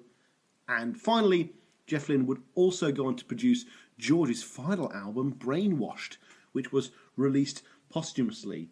Lynne, in conjunction with George's son Danny, actually had to finish the album after George's death, which only goes to show how close they were. And it's this closeness between Lynne and George, especially in a recording context, because, George and Eric are more like peers, where, they were working together, whereas Lynne worked on a George album, he was there in the thick of it. And because of that, no one's able to capture the musical style, cadence, and rhythm better than Jeff Lynne. No one does that. Lynne is the de facto accurate vocal performer, especially when combined with his natural singing voice and timbre. Now, just before we move on to the next person, I do just want to touch on the fact that, Jeff Lynne was the producer for the Concert for George. This meant that, along with Clapton as Master of Ceremonies, Lynne was another instrumental part, because he'd be mastering the ceremonies. So even though Eric would be like the big guy on the night, Lynne was kind of the guy who made sure that the product would be fit for service after everything was over. And I imagine Lynne was much deeper in the process of getting everything together and arranging the songs than is let on. And so because of that, I know that with Jeff Lynne being the big voice that he is, and Eric being the big voice that he is, and then you got Olivia and Danny and the other production elements, all of that together meant that there was no one person dictating what the concert for George was. It was up to everyone to do their best for George, and that's how it turned out. Though, now that I've said that, I do realise that there's probably loads of information about this in one of those very expensive special edition box sets of the concert for George that include a very big book on the topic, and they go on eBay right now for anywhere between £800 and £1,000. Pressing on to the next artist now, and we have the first name on this list that I did not recognise when I first saw this concert film all those years ago, and this man's name is Joe Brown. Now, at this point, the only Joe Brown I'd ever heard of was in the line, "Don't judge them, Joe Brown," in the song On Sight by Kanye West, and that's a reference to Judge Joe Brown, an American reality TV judge, and not the Joe Brown that we're talking about here, who is a performer who's been on the stage doing rock and roll, doing music, since before the Beatles were even a hit. And whilst he's never achieved mainstream cultural success, he's beloved by the music industry and is known as a real musician's musician. In terms of his friendship with George, Joe Brown was one of the ukulele guys, you know, one of those guys that George would bring out 5 or 6 ukuleles to a dinner table with, and then they'd just jam together. Now, I actually didn't know a lot about Joe Brown because I don't think he features much, if at all, in the Living in the Material World documentary, but if you need to know how close they were, Harrison was actually Joe Brown's best man at his second wedding in 2000. So yeah, definitely close. And like so many others on this list, it was actually George who was the fan of Joe's. He cemented this position after he sang Joe's big hit Pictures of You on the Beatles' first radio broadcast. And naturally, the two became close friends ever since. Brown gives a quote here that seems very reminiscent of the other friend of George's stories that we all hear. He says, "When I moved to Henley-on-Thames, near where George lived, he phoned me up and said, 'I hear you're my new neighbour. You'd better bring your guitar round.' About 2 or 3 times a week, we would sit around and play ukuleles or guitars. He was a fantastic man and a great man, and I miss him very much." Regarding their official work together, Joe Brown appeared on George's 1982 album, Gone Troppo, playing the mandolin on the track Mystical One, and he also played the acoustic guitar on the song Between the Devil and the Deep Blue Sea from George's final album, Brainwashed. Without spoiling too much, folks, let's just say that Joe Brown and his band are easily one of the highlights of the concert for George. Again, I didn't know who he was, but my God, did he ever leave an impression on me with his performance. Out of all the players, Brown is clearly the most at home on stage, and his deft skill and his craft is as instantly apparent as it is seemingly effortless. Next up, and we have the only person of colour in this non-Indian part of the show to break up the mass of middle-aged white dudes, and his name is Billy Preston, and he'll be playing a whole lot of piano. Billy and George had first met in Hamburg during the pre-Beatles days and had remained friendly before finally collaborating on the Beatles album Let It Be, and that's another one of those "and the rest was history" moments. I'm sure you've all heard Billy, like Clapton, is one of those few people who worked with George as a Beatle and as a solo act, but importantly, unlike Clapton, he was actually accredited on the tracks that he did, you know, as a separate entity. On the album Let It Be and the singles, it's directly advertised as The Beatles and Billy Preston, which is oh so fucking cool. But what other work did they do together after the split? Well, as we touched on earlier, George produced 2 of Billy's albums whilst he was signed onto the Apple label, those being That's the Way God Planned It and Encouraging Words, the latter of which is widely regarded to be the best non-Beatle album released on the Apple label. Preston also appeared on piano as a core member of the All Things Must Pass Sessions group. He features on My Sweet Lord, Wah Wah, Isn't It a Pity, If Not For You, Behind That Locked Door, The Ballad of Sir Frankie Crisp, I Dig Love, The Art of Dying, Hear Me Lord, and I Remember Jeep. Now, he didn't work with George as much after All Things Must Pass, but he does appear on Dark Horse, Extra Texture, 33 1/3, and Gone Troppo, so it's not like they fell out of touch or anything. Of course, seeing Billy at this show is one of the highlights of the entire night for me personally. Why? Well, again, I touch on this in the live episodes, but like a lot of people out there, I really don't know much about what Billy got up to after the Beatles and George, and you certainly don't see him much in the media here in the UK, so when you see his face on screen after all this time, especially in the circumstances of the occasion, it's hard not to get a little nostalgic and teary-eyed. Oh, and he rocks the house with his 2 songs, which isn't surprising to anyone I know. Then we have another name that prompted me to do a quick Google check before I could talk about them at any length. That man's name is Gary Brooker, and he was a staple session pianist and keyboards player throughout the 70s, 80s and 90s. Since this is a Paul McCartney show, I would be remiss not to mention that Brooker is probably best known as both the lead vocalist and lead keyboard player on Procol Harum's Whiter Shade of Pale, which was the song that was playing when Paul first met Linda in the Bag of Nails Club. But what's his connection with George, Sam? Well, for the All Things Must Pass sessions, he played second fiddle / second piano to Billy Preston by also playing piano. There is some debate as to what songs he actually appears on, as the sources differ, but he could have played on Let It Down, The Ballad of Sir Frankie Crisp, My Sweet Lord, and Wah Wah. Then after that, he played synthesizer on the track Writings on the Wall from Somewhere in England, as well as on the track Unknown Delights from Gone Troppo. In regards to his performance in the concert, Brooker wows with a one-and-done run-and-gun routine. He comes in with this white-hot rendition of Old Brown Shoe, nails it, and then calmly and with great humility just does piano for the rest of the gig, or he just goes. I don't know. You certainly don't see him after this. He doesn't hog the screen or anything. And he just makes you wish there was more of him, which is very showman-like indeed.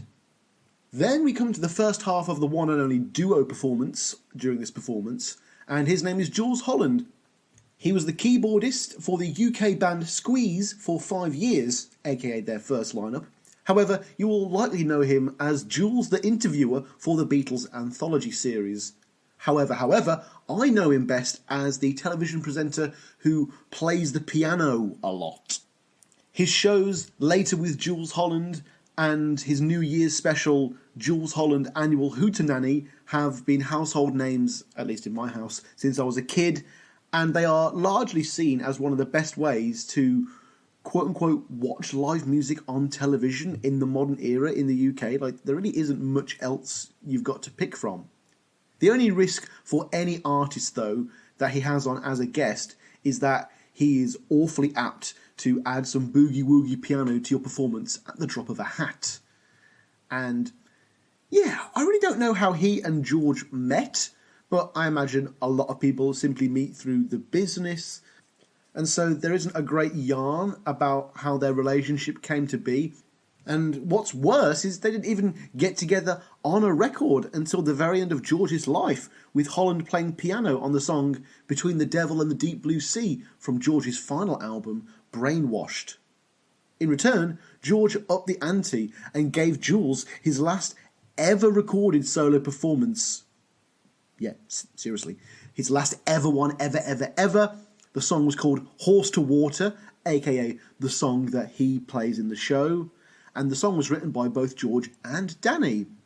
The audio sent to Jools didn't feature any of his guitar, sadly, as he was too weak to play and so could only muster up a vocal performance.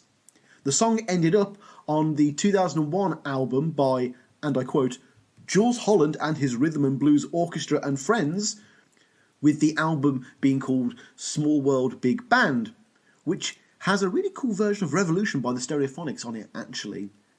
And I think we should actually listen to the final ever vocal performance of George Harrison. I think that'd be really interesting, actually. Let's have a listen.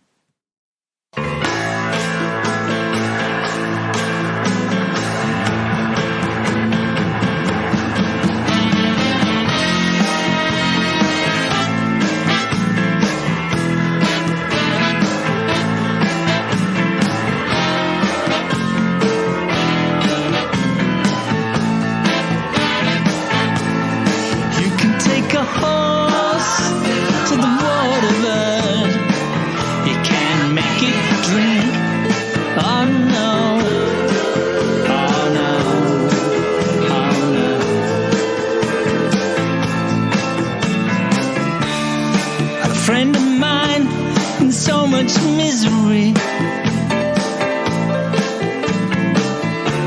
Some people sail through life, he has struck a reef. Said, hey man, let's go out and get some wisdom. First he turned on me, then turned off his nervous system. And you can take a horse to the border, man. You can't make it drink. Oh no, oh no, oh no. You can have it all laid out in front of you, but don't make you think. Oh no, oh no, oh no.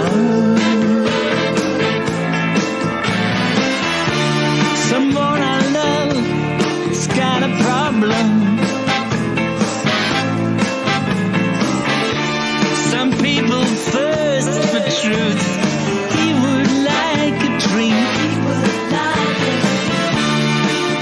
Say man, this could turn out to be risky. He said everything's okay as he downed another bottle of whiskey. Yeah, you can take a horse to the water, man. You can't make it drink. Oh no, oh no, oh no.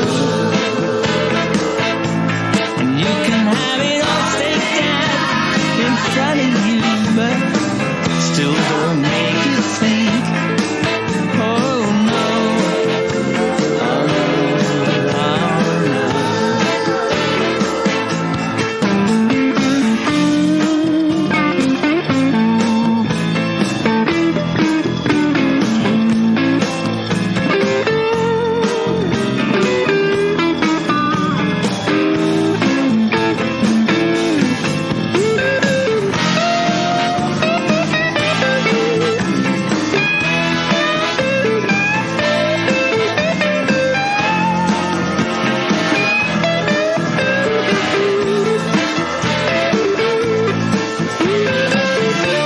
preacher out there warning me about Satan.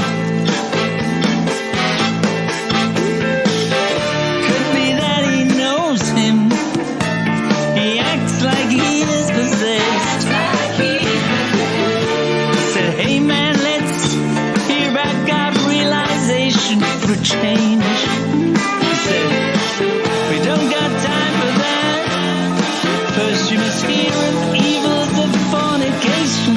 Yeah, you can take a horse to the water, man. You can't make it drink. Oh no, oh no,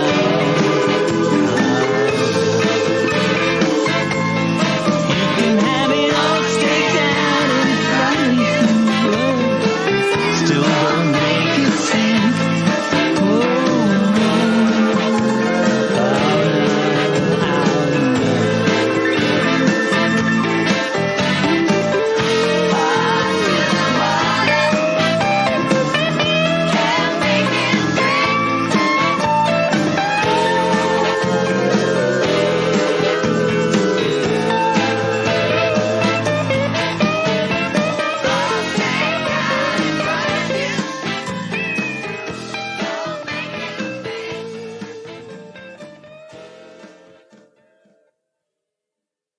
Sadly, in terms of the actual concert for George, we only really see Jools Holland in any detail during the performance of Horse to Water.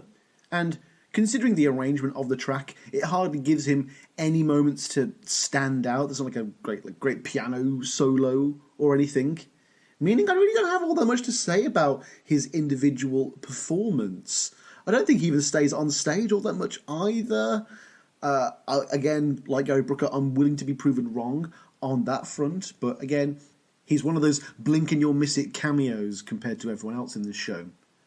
Speaking of which, after hearing us talk about the first highlighted artist on Horse to Water, we should now talk about the second one, which is the vocalist Sam Brown. She's a fairly successful solo vocalist and has released several albums under her own name from 1988 to 2008.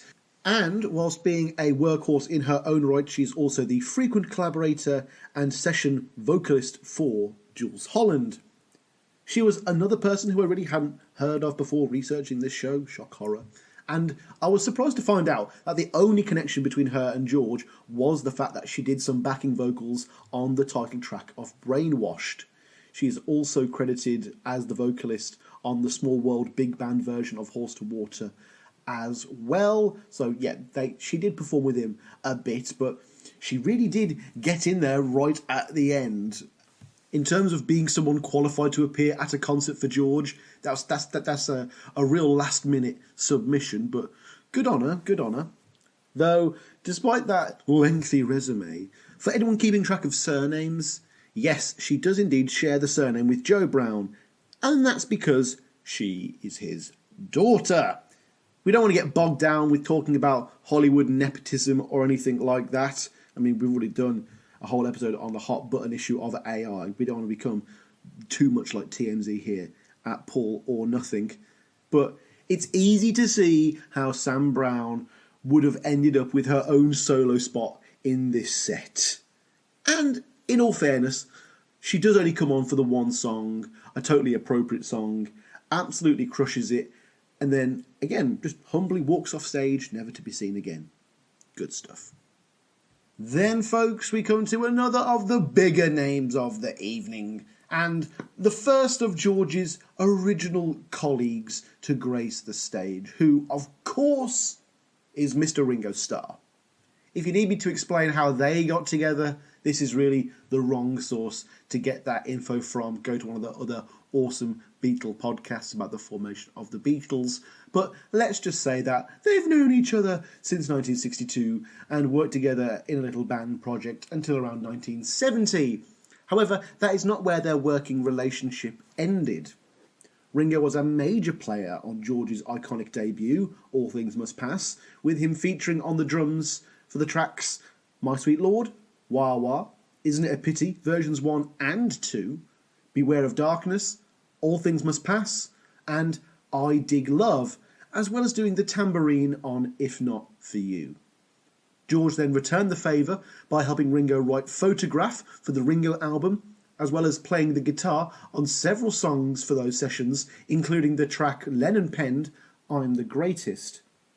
Then, swapping back, Ringo drummed on several tracks for the next two George albums, Living in the Material World and Dark Horse. Then George went back and did the classic Ringo collaboration, which is just to write a song for him, which is I'll Still Love You for Ringo's Rotogravure in 1976.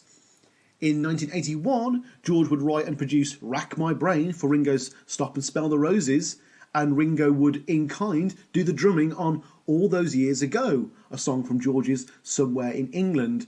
Both of those tracks would indeed chart. Then Ringo did some drumming and backing vocals on the Beatle-based Cloud 9 single When We Was Fab, and then, after the anthology project was over, George would play the slide guitar on the tracks King of Broken Hearts and I'll Be Fine Anywhere for Ringo's 1998, not that bad actually when you think about it, album Vertical Man. When talking about Ringo's individual contributions to the show, I've got to be honest. I think that Ringo is at his best in this concert as one of the drummers more than one of the singers. Yes, I know this is all trite and drawn out and it's all been said and done before, And I know you all love Ringo, and Dylan certainly tries to change my mind in the next couple of episodes. But nothing's ever going to make me think that Ringo is much of a stage performer and singer outside of the context of the Beatles. Yeah, the Ringo songs are certainly part of the emotional core of this album, and I certainly feel something when he comes on stage for the first time. Of course I do, I'm not a heartless monster or anything like that. And they're fun songs for what they are. But if I had to skip over any section of the album, it probably would be the Ringo bit. Sorry. Then, finally, the final finalist, in terms of big names, for George's band was one of the people that has always been posited as having him cause the most grief back in the past. Yes, everyone, being that this is a supposedly Paul McCartney-based podcast, we are finally going to start addressing the fact that Paul McCartney was indeed part of this concert. I mean, how could he not be? They loved each other, and even if George didn't like the perception, he was Paul's de facto baby brother, and of course, Paul would want to pay tribute to him.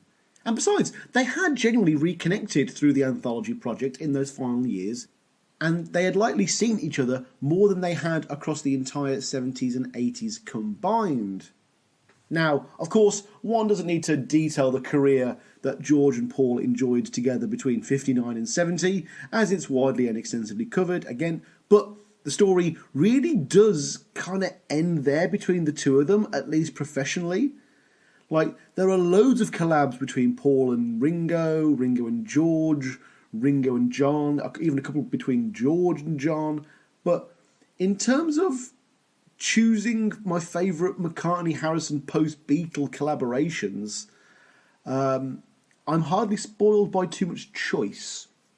Now, I am not joking here, folks, but I literally could not find one thing they had done together outside of the anthology or other Beatles stuff. I remember that George came down to Air Studios during the Tug of War sessions, maybe like he was going to do the solo on Wanderlust or something, but nothing came of that either. It's funny that, you know, McCartney is by far the person who played with George the least over the years, and yet he's arguably the biggest name on the bill of his tribute concert. I'm sure that George would find that funny.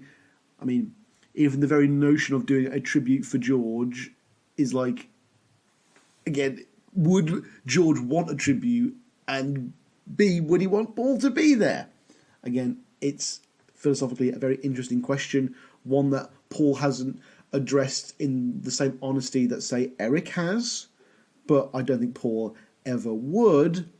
And it really doesn't matter because Paul approaches this show with the same reverence and respect and communal spirit as everyone else on the bill, and I'm absolutely smitten with what he does with the material. One of the songs he does here would actually become a part of his main set list forever. Even the arrangement, the way he does it, you know, this is an important McCartney gig. It's seminal in some ways. And as a McCartney fan, when you see him come on stage, you just get the biggest beaming smile across your face because you know he's going to rock out, and he does. But yeah, Paul is here. It's a big part of the show, and it is essential watching for any McCartney fan. You really should be familiar with it. And, you know, of course, we're going to get to his songs, and we'll talk about them in far more detail with Dylan, but like Joe Brown, all I'll say for now is that Paul's performances here are objectively fantastic, and anyone who has a contrary opinion is either lying or a fool on the hill. And now that we've covered all of the bigger names on this show, well, I say bigger, many of these names that we're going to talk about are big in their own right, but yeah, we're going to eschew all of the household names now amongst the general public, and, you know, actually talk about the people who might not even be included on the liner notes for the album, let alone be advertised on a poster or on the back of a DVD or anything like that.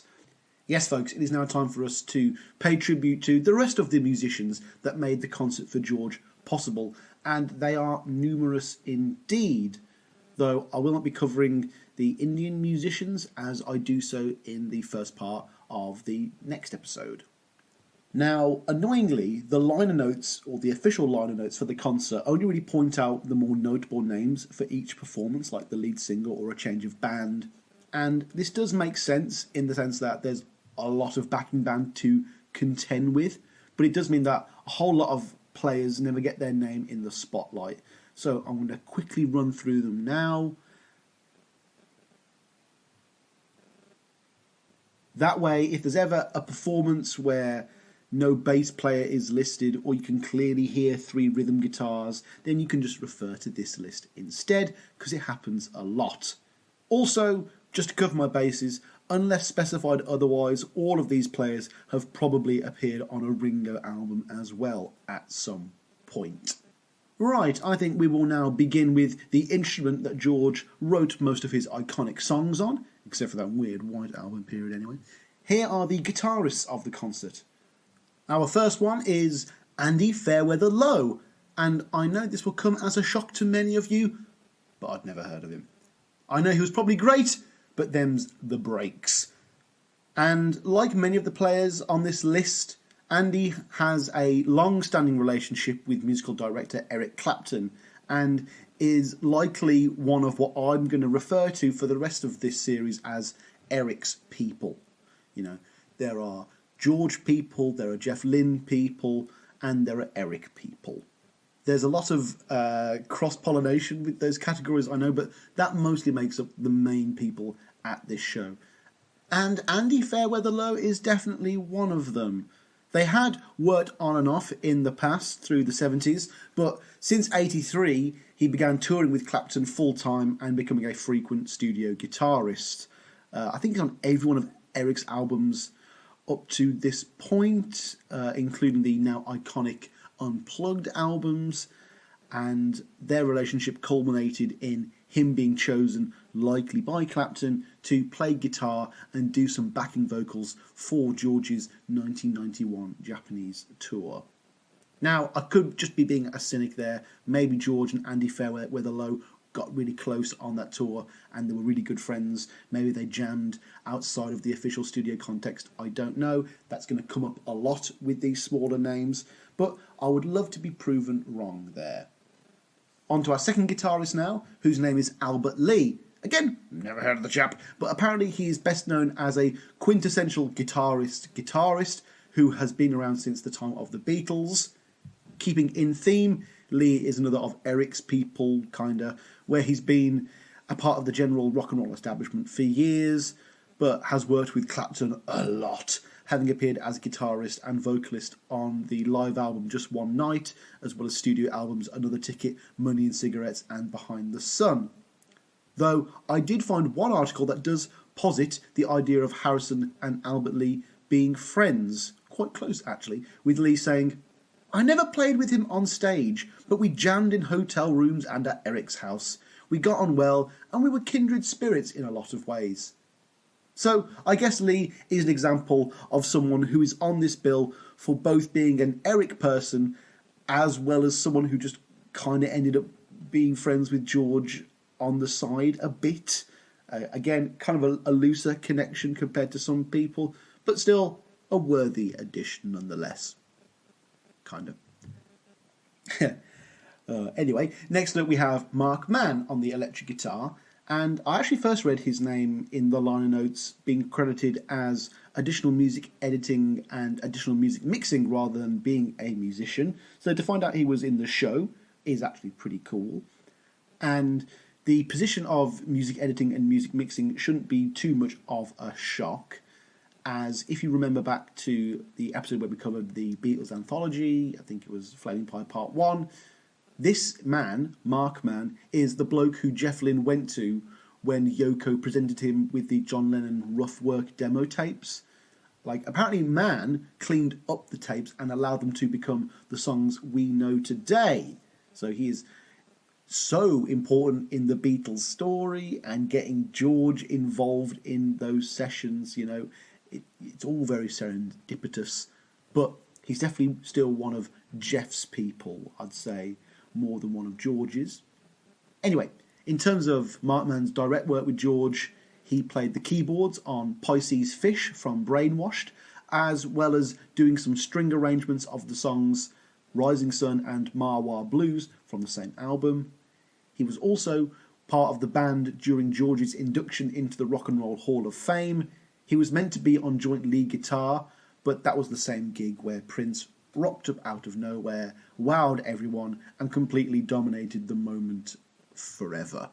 Ooh, shall we have that as the closing song for the episode? Yeah, I think we will. And for our final guitarist, we have Danny Harrison. Danny Harrison is George Harrison's son. Boom! How's that for well-detailed research, eh, folks? You won't get a scoop like that anywhere else, I'll tell you that for free. Danny has probably been hanging around his dad in the studio since he was old enough to pick up a guitar, but his first official credit when working with Mr. Harrison Sr. would not be until the All Things Must Pass anniversary release, the 30th anniversary release, where he played electric piano on the bonus track I Live For You. Then he became much more involved in his father's recording process, much more so than James ever has, during, obviously, George's final years on the Brainwashed album, and, he was producer on that album, he helped write songs, he played instruments, and this gave him enough insight and experience in one short moment to totally understand his father's music and ethic and spirit, and it's just such both a joy and a shame to see Danny Harrison on stage as a part of this concert. He doesn't do a song like Eric, he does decide to stay out of the limelight, and it does make sense. It would be such an awkward moment if Danny went up and pretended to be his dad. And thank God he doesn't. He's just one of those faces that's fun to pick out in the crowd. He pretty much plays with almost every act, strumming his acoustic guitar in the background. He's one of many rhythm guitar parts, and whilst there isn't too much to talk about his stage work or stagecraft, he's just part of those good vibes, and this concert wouldn't be the same without his presence there. And Olivia Harrison is right. He does look just like George, and that alone is enough to bring a tear to your eye. It really is. Anyway, now that the main guitar is sorted, it's time for us to move on to everyone's second favourite string-based instrument. Let's talk of bassists. Starting off, we have Klaus Voormann, and rather like Danny Harrison, arguably more so, you all should totally know who Klaus Voormann is by now, as his relationship with George goes all the way back to the Hamburg days. Of course, the story goes that Klaus had an argument with Astrid Kircher one night. He stormed out. He went to the Keller Club, I believe, and saw the Beatles play. The rest, as they say, again, is history. The Beatles ended up living with Klaus and his family, and they became really caring and nurturing for the Beatles. Klaus and Astrid then changed the Beatles' look and introduced them to a load of culture, and they would become, real formative figures in the early Beatles story, with all of it culminating in Klaus designing the album cover, the iconic album cover for Revolver. Now, something I've always admired about Klaus, and this is definitely me projecting here, folks, but I like the idea that he was able to strike whilst the iron was hot and prepare for it. Like, he knew that George was never going to need another guitarist. Likely he was never going to need another drummer, but my gosh, it wouldn't have taken anyone who was close to George to be a genius to realise that maybe he wasn't totally satisfied with his bassist. And so Klaus learnt the bass, maybe even in secret. In my head, it was definitely in secret. And then when it came time to record All Things Must Pass, suddenly George is in need of a bassist, and that's when Klaus strikes. He was the main bass for those sessions, appearing on 13 out of the 24 tracks on the album, which means he's easily, if not the most featured artist on the record besides George. And it would be short to actually do a list of songs he doesn't appear on, but fuck it. He's on I'd Have You Anytime, My Sweet Lord, Wah Wah, Isn't It a Pity, If Not For You, Behind That Locked Door, The Ballad of Sir Frankie Crisp, Let It Roll, Waiting on You All Things Must Pass, I Dig Love, I Remember Jeep, Out of the Blue, and I Live For You. Then, shortly after that, Klaus cemented his role as George's go-to bass guy by playing the bass at the concert for Bangladesh, before going on to continue his work with George throughout his career, playing bass on Living in the Material World, Dark Horse, and Extra Texture. As far as the show goes, Klaus is a real Easter egg for fans here. It seems clear that he did not want to be focused on at all and was purely doing it for George. He didn't want any of the spotlight whatsoever, and he is barely in the show even when compared to like Jules Holland and Danny Harrison. You know, it's a real Easter egg. Really keep your eyes peeled, folks. But he was not the only bass player for this show. The other one was by the name of Dave Bronze, and I'm not going to lie, folks, I literally cannot find any information on this guy whatsoever in relation to George Harrison. If you type in Dave Bronze and George Harrison, all you end up with in terms of hits are related to this concert, meaning I cannot find any example of them working together on or off stage. Because of this, I'm going to just assume they were either the deepest of friends off stage, or he's just one of Eric's people. When speaking of the experience, Bronze is quoted as saying, "I'm sure it goes without saying that the whole experience was mind-boggling. From the very first day's rehearsal until the concert itself, one was aware that something really unique was unfolding, and for me to be a part of it was a once-in-a-lifetime experience. And by the sounds of it, Dave, a once-in-a-lifetime opportunity as well. I don't know who you are." I can hear some of you going, "Oh, Sam, leave Dave Bronze alone." Yeah, that household name. Let's move on to drummers and percussion now. And our first drummer is a man named Jim Capaldi. He was the drummer for Traffic and was a very in-demand session musician by the time they had disbanded. And whilst I can't find any examples of Capaldi on a George record, he would almost certainly have known George as Steve Winwood played the keys on the George Harrison self-titled album. So yeah, folks, maybe this is another one of those moments where they were just friends in real life more than anything. I mean, Capaldi only did one gig with Eric beforehand, so it can't be that. Of course, Winwood being the guitarist for Traffic, for those who didn't know. Also, Traffic was founded in Birmingham, my hometown. Woo! Shout out to me and Denny. Now, whilst Capaldi isn't on a George record, it seems that George was quite the fan when flipped the other way around, as he featured on Capaldi's 2001 album, Living on the Outside, which featured, in addition to George, Steve Winwood, Paul Weller, Gary Moore and Ian Pace. The presumably quite ill Harrison played guitar on the track Ana Julia, an English translation of the song by Brazilian band Los Hermanos. Jim would also shortly die of cancer on the 28th of January 2005. And you know what, folks? We've already listened to one of the final performances of George Harrison. It makes sense that we listen to another one. And you know what? I've already put so much music in this episode anyway, I may as well just lie in the bed that I've made. Let's go!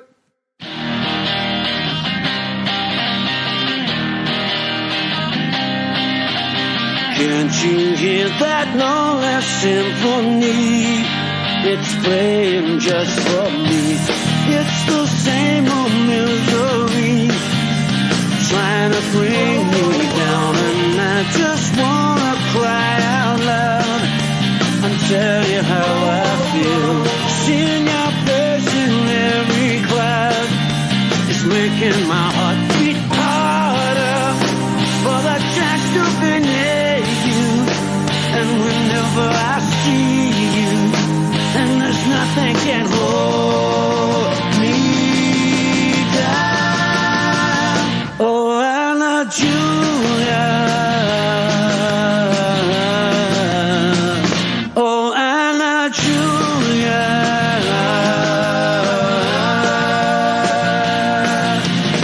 All the guys that follow you around are trying to catch your eye. They just think that I'm a clown. I'm crazy to even try, but when I see you on the street, my whole world starts to change. Then the blood beneath my feet starts burning me up like a fire, and I feel like I'm falling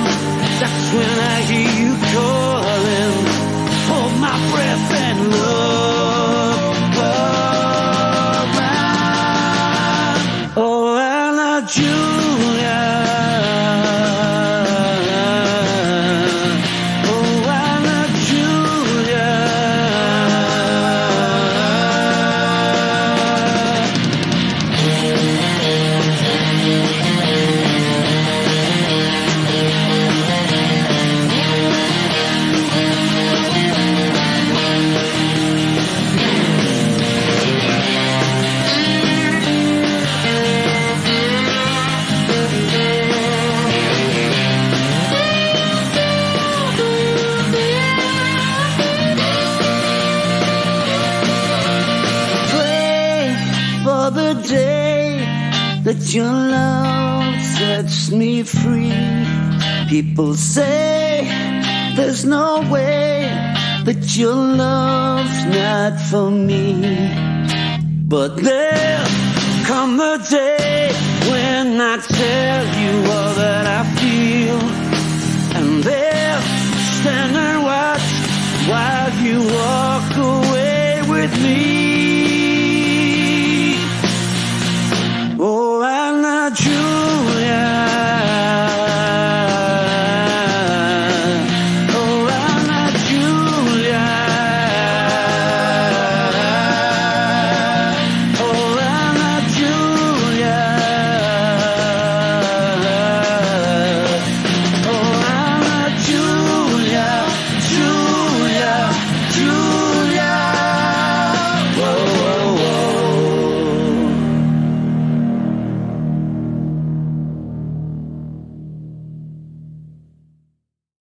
For our next drummer, we have Jim Keltner. And this is a name you'll probably be familiar with from one degree or another, especially if you've seen the Living in the Material World documentary. He's a real close friend of George. You always see his name about, or his face about, whenever there is something to do with the man. He was the main drummer for the concert of Bangladesh. And of course, George never forgot anyone who came through for him on that day. And it led to a fruitful relationship between the two of them, as Keltner would go on to drum on Living in the Material World, Dark Horse, Extra Texture, Somewhere in England, Gone Troppo, Cloud 9, and Brainwashed. I think that might be the most appearances of any single musician in George Harrison's entire discography. Well done, Jim. Next up, oh my God, there are so many drummers. We have Henry Spinetti.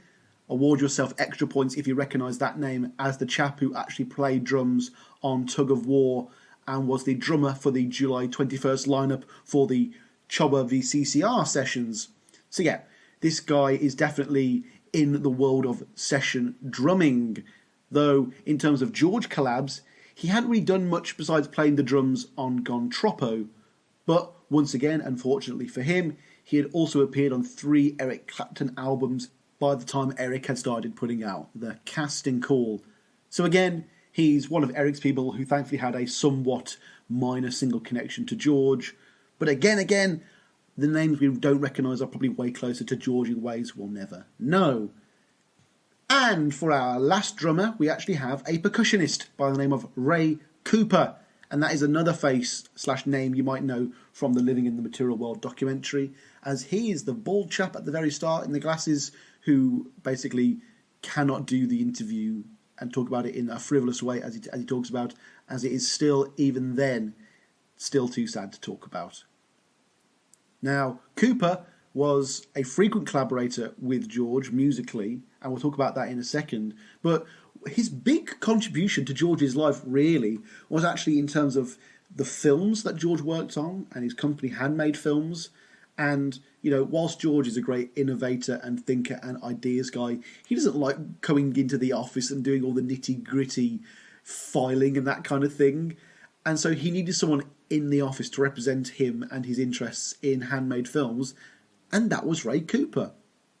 In addition to that business assistance, though, Cooper, when not doing percussion on every one of Elton John's albums, he would actually do the percussion on the George Harrison self-titled album. He would then do percussion on Somewhere in England, but would also work his way up all the way to co-producer on that album. He did the production on Gone Troppo, as well as doing the percussion, marimba, glockenspiel, electric piano, and various sound effects on that album. And despite losing production status to Jeff Lynne, Cooper still appeared as a percussionist on both Cloud 9 and Brainwashed.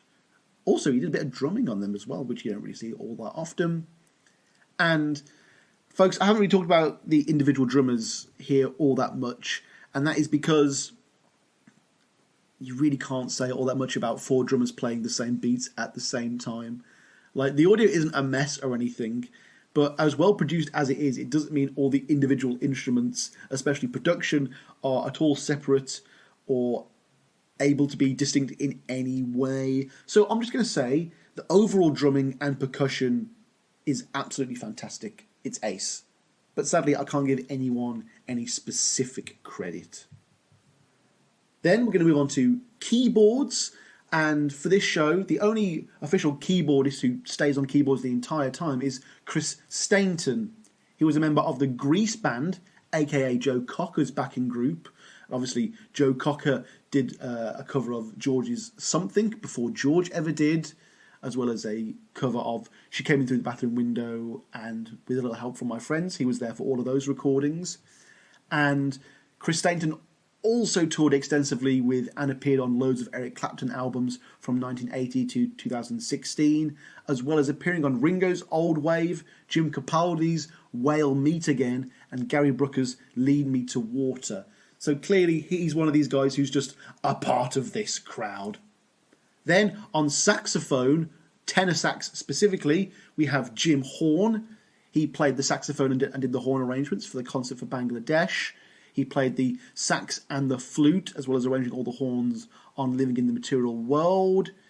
There was a bit of sax he did on Extra Texture. And on Cloud 9, he played both baritone and tenor saxes on the title track, Wreck of the Hesperus, and Got My Mind Set on You, which is a big song to have done the sax on, actually. Then we also have Tom Scott on the alto sax, or alto sax. He played the saxophone, the flute, and the organ, as well as arranging all the horns on Dark Horse. And what sax Jim Horn didn't play on Extra Texture, you can bet that Tom Scott did. And for Somewhere in England, he once again did all the horns, and also an instrument called the lyricon.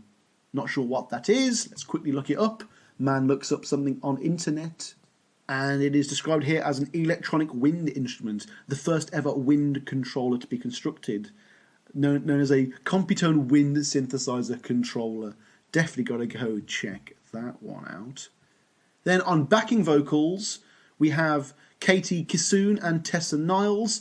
They were both backing vocalists for George's 1991 Japanese tour.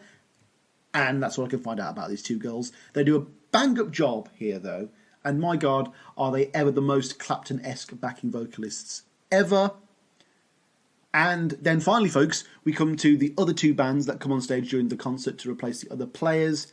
And I'm not going to go through them with much detail, or even the minor detail of the last couple of people, because they're bands in their own right, with their own stories and own dynamics. So I'm just going to quickly go through, first of all, the Heartbreakers, the backing band for Tom Petty.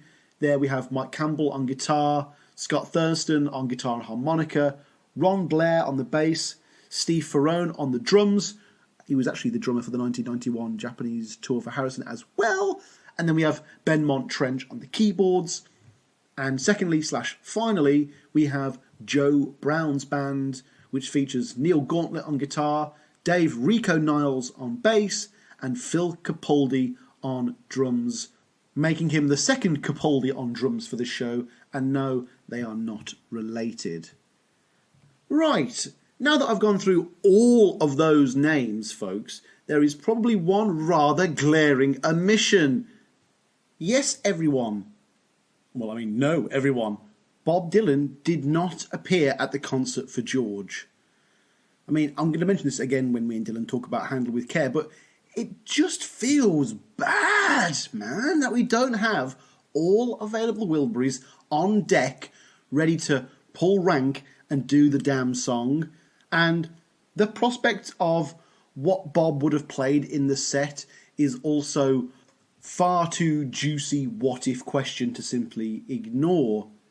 He was tentatively expected to take part, but about 2 weeks prior to the event, he announced without further explanation that he would be unable to be there. The initial rumour was that he had a clashing date with his solo tour, but a quick check of the dates will show that his 2002 leg of the never-ending tour ended on the 22nd of November, which is a week before the concert for George. So, is it that he was simply too exhausted from his own tour to perform? If so, that's a pretty lame reason. I hope it's something more akin to like it being too emotional for him, or something like that. I don't know. just him being Bob Dylan may be enough of a reason for him not to go. Like, if he went, and like, you know, oh, there's Bob Dylan and Paul McCartney, all of that might be a bit too much and perhaps take away from George. And perhaps in his eyes, the best way to honour his friend was not to get up on stage in front of the world and kind of stage him up, but to do so in other quieter ways. The point is, we don't know why Bob Dylan decided not to do this, and the fact that we haven't had a definitive answer is the reason why we're still debating it to this day. But again, it is a bummer that he didn't come out and do something like If Not For You, the song that Dylan and George covered on All Things Must Pass, something like that.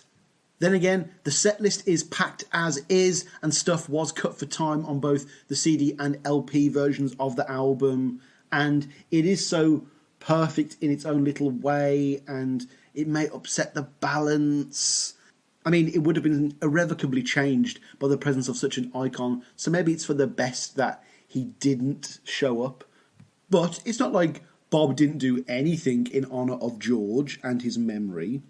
To say one thing in Bob's favour here, I will point out that he did in fact do a cover of George's Something on that never-ending tour that year, and apparently he had it recorded and sent in a copy to the Concert for George team to do with what they will for the show.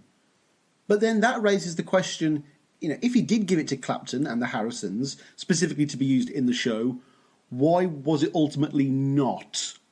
Like, is it because of the poor quality of the recording? Is it because they didn't like the performance? Is it because they didn't want like a video performance in the middle of all this live stuff? Or maybe it's simply a case of, you know, if you didn't show up on the night, you are not involved. I don't know. None of us know. Again, this is all shrouded in mystery. It's one of the sadder legacies of the Concert for George. You know, we've had years to talk about it and ask Bob about it since, and still nothing. But hey, you know, let's at least end on a more positive note and have a little listen to the version of Something. Of course, Winwood being the guitarist for Traffic, for those who didn't know. Also, Traffic was founded in Birmingham, my hometown. Woo! Shout out to me and Denny.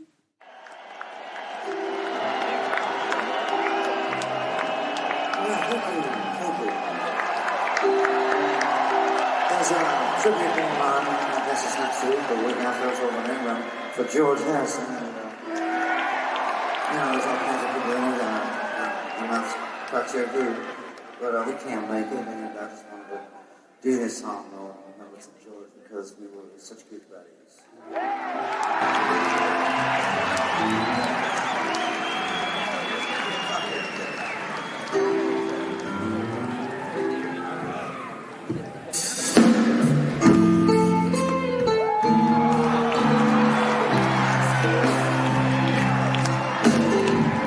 Something in the way she moved strikes me like no other lover. Something in the way she looks at me. I don't want to leave her now. You know I believe in how.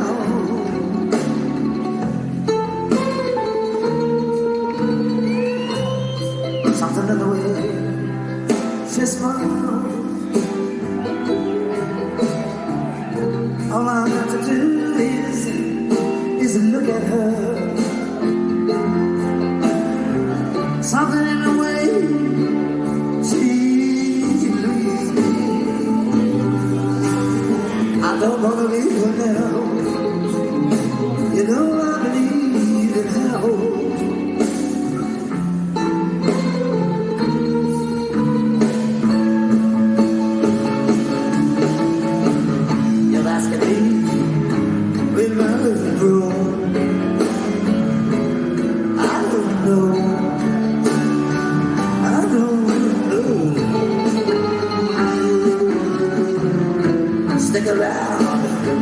Stick around in my soul. I don't know. I don't know.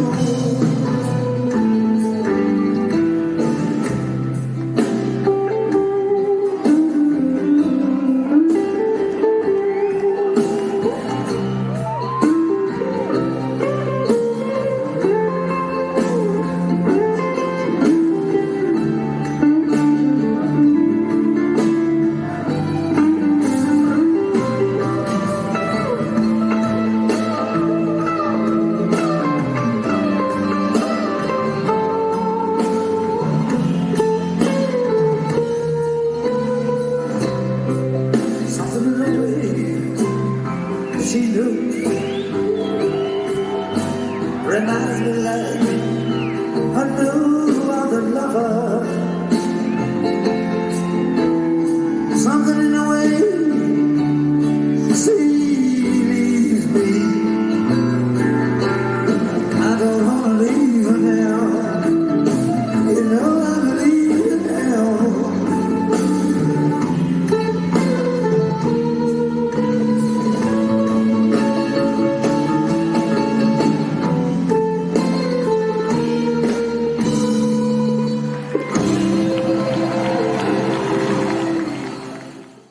And finally, folks, before we start wrapping things up and move on to the next two episodes where you're going to be listening to mine and Dylan Seavey's own opinions for the best part of 5 hours, we best at least somewhat act humble by going through some of the opinions of a few other people first, as we look at some of the critical reception for the concert for George. Now, I know there are technically a bunch of things that could be being reviewed here, the film, the album, the live show itself, and I will point out which is which where appropriate, but a commonality that you'll find with any of these reviews is that they tend to be reviewing the gig, the experience, the concert for George as a whole, and it's going to be quite hard to tell what they're reviewing without the title or prefix. That being said, this is going to be a reasonably short section compared to the normal, as seemingly no one has anything that bad to say about it, leading to very little back and forth. It's amazing for us fans, for critical discussion, not so much. But let's dive in. Gavin Martin, when reviewing the gig itself in Uncut magazine in February 2003, said, "Musical director Eric Clapton succeeded in highlighting all the elements that made his longtime friend a singular force in rock history. Ultimately, the show transcended mere obligation to become a great act of love and compassion, one that made the collective heart soar. It was certainly the best sort of memorial. Harrison's greatest compositions brought to life in all their gleaming, deathless vitality." Then on the 2nd of December 2002, we have Alexis Pedetris reviewing the gig itself in The Guardian, and he says, "The overstaffed group makes the inevitable racket of 9 guitarists and 3 drummers together. Nevertheless, the event's warmth sweeps the audience along. One standing ovation follows another." Then he continues to conclude the article with the longest paragraph in place to basically do what I'll do over the next 2 episodes, which is to make a few jokes at Paul's expense. He says, "Before Joe Brown plays a final moving reading of Gus Kahn's 1920 standard I'll See You in My Dreams, the ensemble rampage through a cacophonous wah-wah. It's a curious decision. Wah-wah is a bitter song written after Harrison stormed out of a Beatles rehearsal, accusing McCartney of patronising him by telling him how to play a solo. But tonight, McCartney is pounding at the piano, stage right, a sideman on a Harrison masterpiece about how ghastly life in the Beatles was. It's hard to suppress the sort of sardonic chuckle that Harrison frequently used when discussing his nightmare time as a fab, and conclude that it's what George would have wanted." Stephen Holden, reviewing the film in the New York Times, said, "The sweet, solemn music of George Harrison, who died 2 years ago, has rarely sounded more majestic in the sweeping performances of the enlarged, star-studded band that gathered in London at Royal Albert Hall on November 22nd to commemorate his legacy. And Concert for George, David Leland's moving documentary of that event, mirrors the elegiac, happy-sad quality of music that distilled the more spiritually heady aspirations of a segment of old-time hippie culture." Now, I don't know about you, but I actually completely lost what he was talking about at the end there. Maybe it's just the way I read it. I don't know. But fortunately, he has another quote, a much better quote, in this article that I'll bring up when we cover Photograph in what I assume will be part 3 of this series. Then we have Sean Perry reviewing the Blu-ray release on VintageRock.com, who said, "Of all of the tributes that have taken place for fallen legends, this has to rate as one of the classiest affairs yet." Then, well, actually, we have one that isn't that positive, actually. Stephen Thomas Irwin, the main reviewer from RateYourMusic.com, wrote, "The most noteworthy and moving set is by McCartney, who does a lovely version of All Things Must Pass, has fun with For You Blue, and kicks off something only accompanied by a ukulele, an instrument beloved by George, and an arrangement that works so well it's a bit of a disappointment when the full band kicks in. While this isn't an album that you will likely get much play, seeing this in person would have been remarkable. At home, it's much more likely that you'd play George's own record as tribute instead of listening to this. It's a very good tribute concert, one that's heartfelt and enjoyable. Okay, it wasn't that bad, but it was a little less positive than the rest. Though, thankfully, the users on the site were a little more positive than the main man at the helm. Michael McKinnon on RateYourMusic.com wrote, "This is a classic live album, maybe one of the best ever, showcasing the world's finest musicians and songwriters together. This is how it's done. This is the pinnacle of what is possible. Everything and everybody involved with this masterpiece is steeped in mysticism and rich history, and the flawless, oft-times biblical performances reflect just how epic the whole thing truly is." Robert Matthews on RateYourMusic.com also wrote, "I think this is the best live music album ever. A fitting memorial to a musical genius named George Harrison, who left us all too soon. If I'm a very good person, and if reincarnation really exists, I hope to come back just for one night to see and hear the concert for George at the Royal Albert Hall." An anonymous writer for Time Out, the website not the magazine, said, "With the exception of Harrison's fresh-faced son Danny, who strums nervously throughout, most of them look as old as the hills. Their musicianship at times too shows signs of having lost its lustre. Yet, as the concert develops, the better it gets. Few of today's youngsters will be queuing to see a bunch of granddads rolling out a selection of songs from the 60s and 70s. 40 to 50-somethings, though, can't begrudge a few old codgers reuniting and reminiscing. Besides, the film amply demonstrates that George penned some damn fine songs." Garfield Akers wrote on RateYourMusic.com, "Not the kind of thing you'll be taking off your shelf very often, but it's a well-judged tribute to the Quiet Beatle. Often these things can veer into garishness, but not here. Whoever curated it very much had their love for George at their heart of this. Clapton gives one of his best performances in a very long time, and McCartney and Starr provide touching tributes to their old friend. Billy Preston is a great voice also, and Tom Petty makes I Need You sound far greater than it did on Help." And finally, we have Tim Regler on RateYourMusic.com, who concludes, "At the end of the day, the collection is a real testament to the blossoming of skill which began around 1965 and continued into George's solo career. The songs speak for themselves, no need to list them." There's a lot of love on this album, which is also fitting, because love is something that George projected into the world. The beautiful suite of Indian music on here was written especially for this tribute, and there's love in every note. It's stunning. Performances are all excellent all around, with nary a clunker in the bunch. I've seen tributes that were horrible, but this isn't. And there we are, everyone. There we are, folks. That is everything I know about the concert for George. Oh my gosh, there was so much to cover there. I never knew that the background for this film, this concert, this show would have been as in-depth as it was, especially with so much of it being inaccessible and up to conjecture. But wow, I'm glad we managed to fill that one out, even though there was a lot of music in there. I do apologise. I really wasn't trying to stretch it out, at least this time anyway. This episode has also been in the pipeline for ages.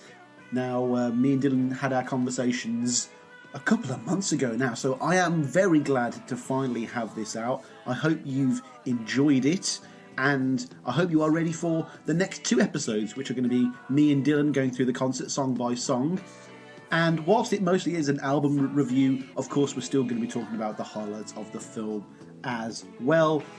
Lots to look forward to there, so let's conclude. Thank you all for listening to another episode of Paul or Nothing, the place to get all of your Paul all of the time. I have been your host, Sam Wild. Thank you all for listening. See you next time. Peace and love. Harry Krishna, and no more autographs. Play us out, Denny.